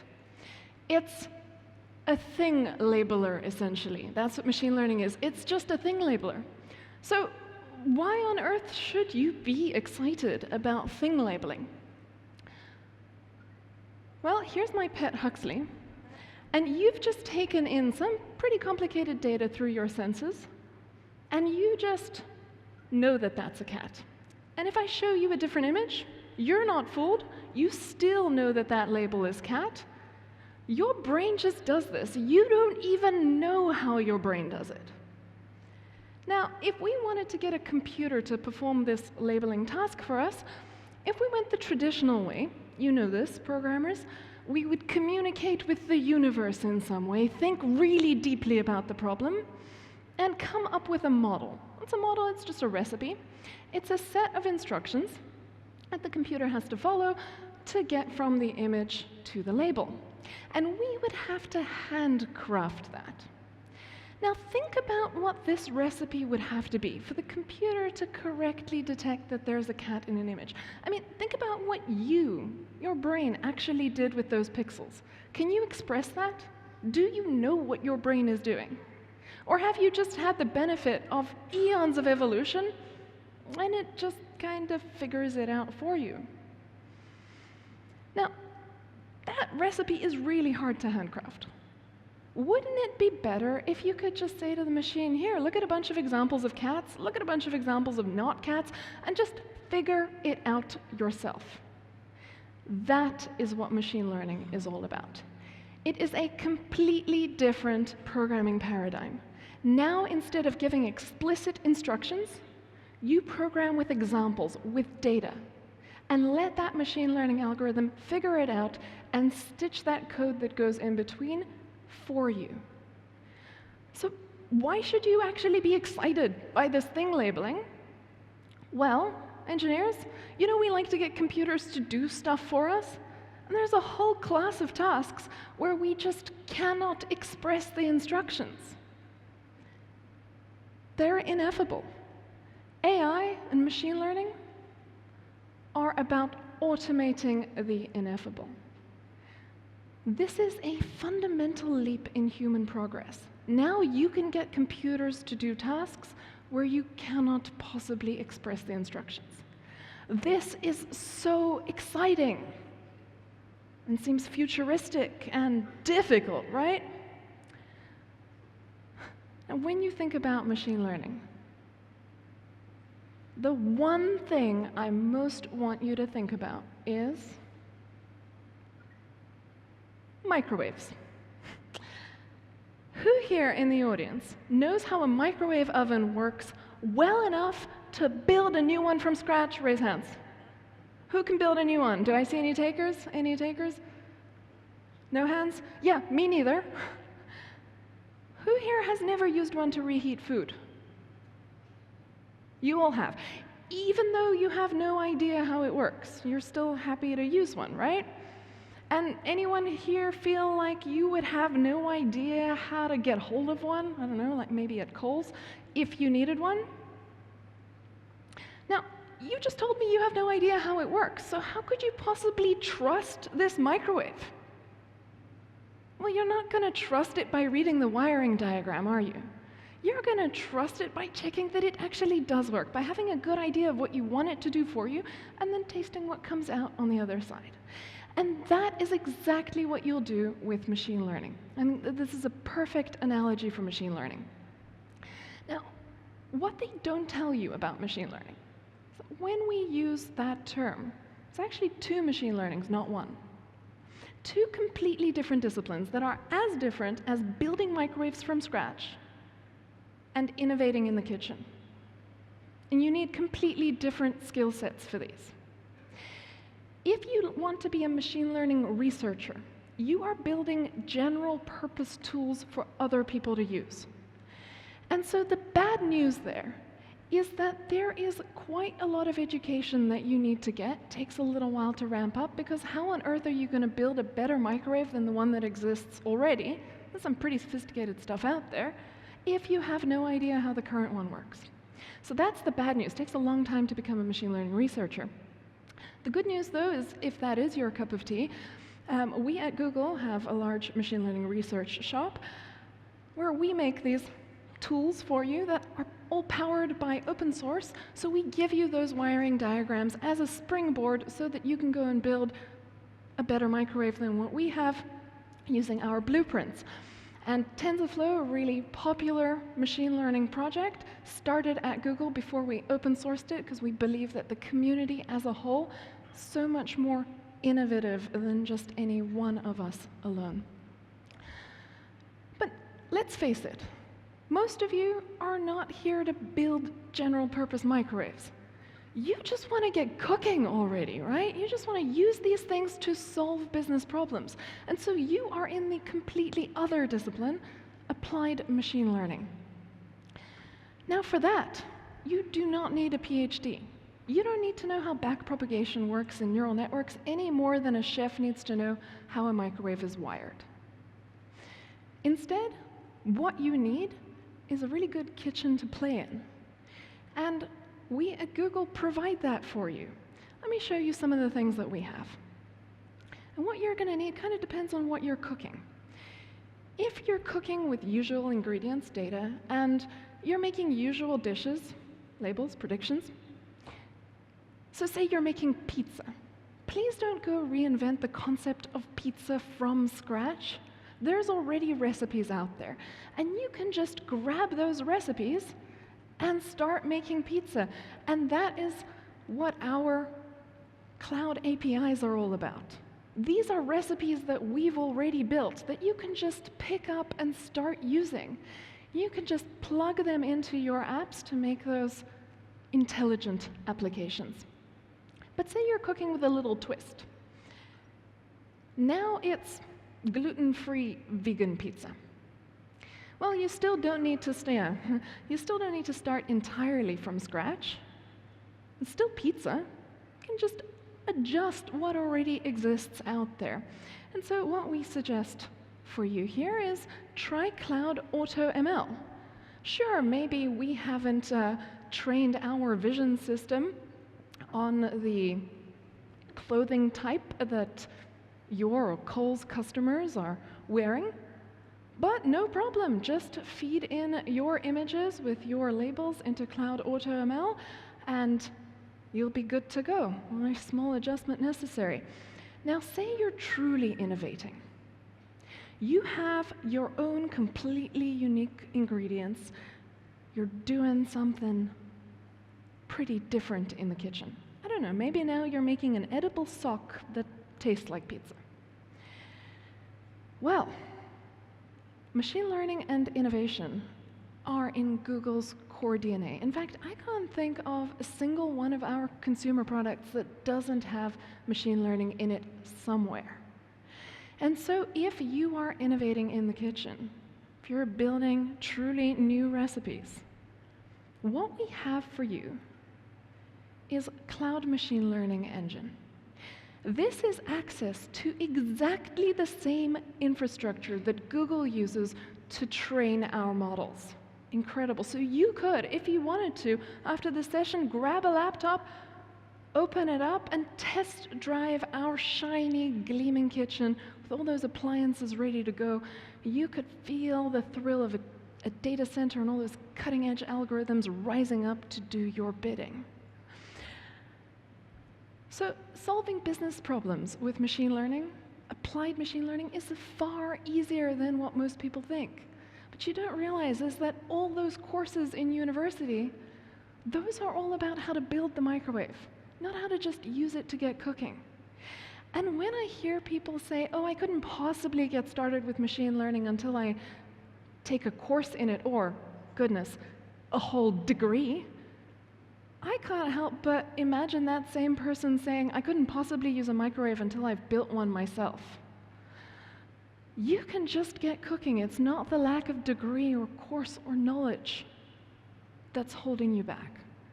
What's much, much more important than that, what you need to get started, is creativity. Figure out what you're going to cook, because all those tools are already there waiting for you to use them.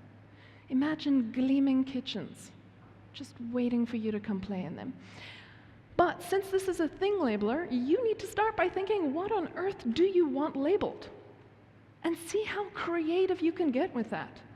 You might imagine the label being maybe the waveform that sounds like a voice that could make a hairdresser's appointment for you. Or you could imagine a few other cases, like maybe you are a loving son and your aging parents sort vegetables by hand, and you want to save them the trouble of having to do that on their farm.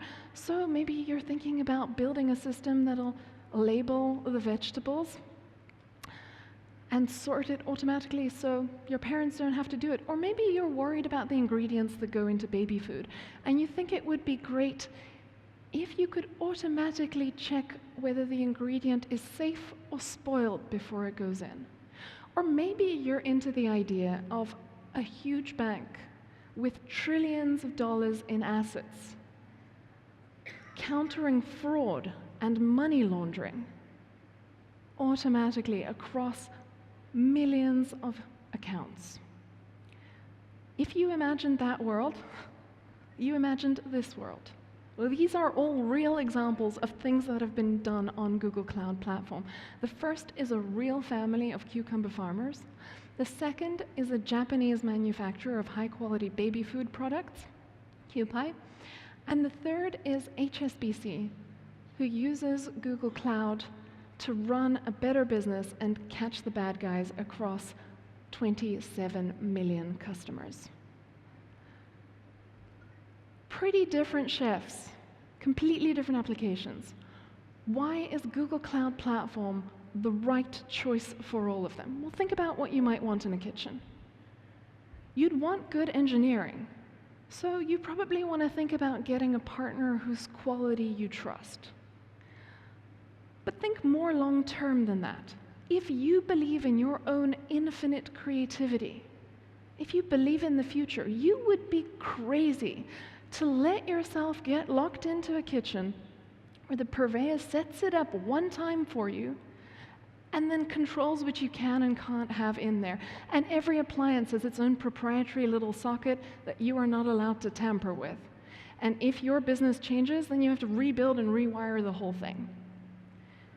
Imagine instead the dream kitchen that becomes what you need it to be instantly. Complete universal wiring, open interfaces, the best of everything, all the modern appliances, always available, and you can plug them in with no fuss because that wiring is universal. That, my friends, is the power of open source. And that is what Google and Red Hat together believe in. We don't want to see your creativity squashed by what seemed like a good idea yesterday. So we have built for you an incredible, future-proof machine learning kitchen. This kitchen can expand, contract as you need it. You can plug in whatever you like. All the most modern appliances are there and compatible as you need them. Fully customizable. Because none of us can tell what innovations the future will bring. And we don't want you to have to bet on the direction of progress and lock yourselves in. We want you to be free to be as creative as all of us can be together. So I hope that you're excited to dive in. This machine learning kitchen is there, ready, waiting for you to get started, start playing in it. Your machine learning adventure awaits. Thanks so much.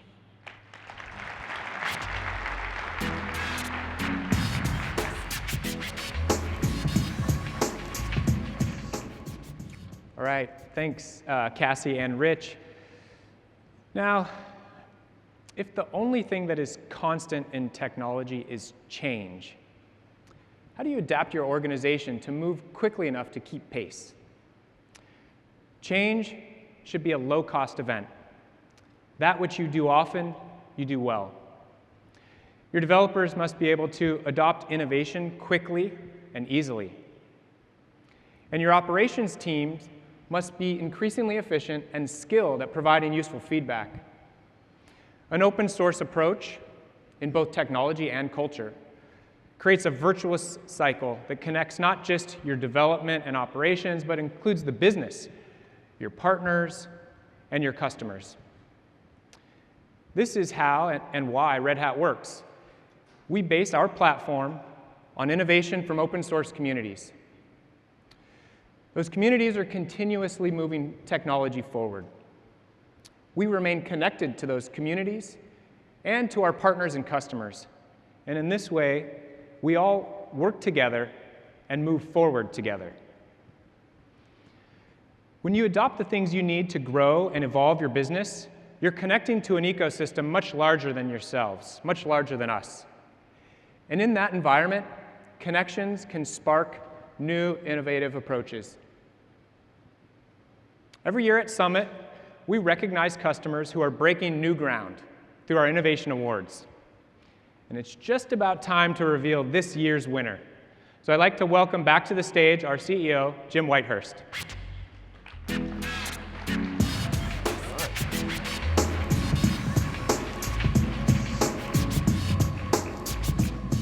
I love this part of the conference. It's great. Get to recognize all the cool stuff our customers are doing. All right. This is as close as I'll ever get to actually opening an award at the Oscars. Yes, this was certified by PricewaterhouseCoopers. Not really. I thought it was an AI engine that we ran it through. Yeah, we did. Okay. We did. All right. And the winner is UPS. Woo! Nick Castidas. Nick, team, come on up. You know, this truly is a democratic process. We have a whole set of judges to choose all our Innovation Award winners, and then it's all of you here who've voted this week, and so, you know, it really is a peer recognition of just a phenomenal project. My only concern here is I think UPS delivered this to us, so please join us on stage. Nick, congratulations. Jim, thank you very much. We truly appreciate it. Yeah, congratulations. Congratulations. Yeah. Thank you. We appreciate it. Let me give this to you. Who's holding it? Rich. Congratulations. Thank you. All right. Congratulations. Congratulations. Congratulations. All right, I will stand over here. Get in the middle. Here, I'll get in with y'all here.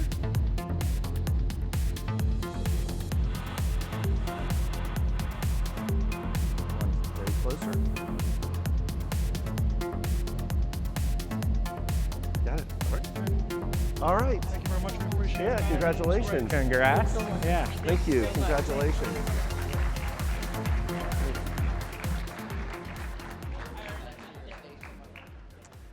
All right.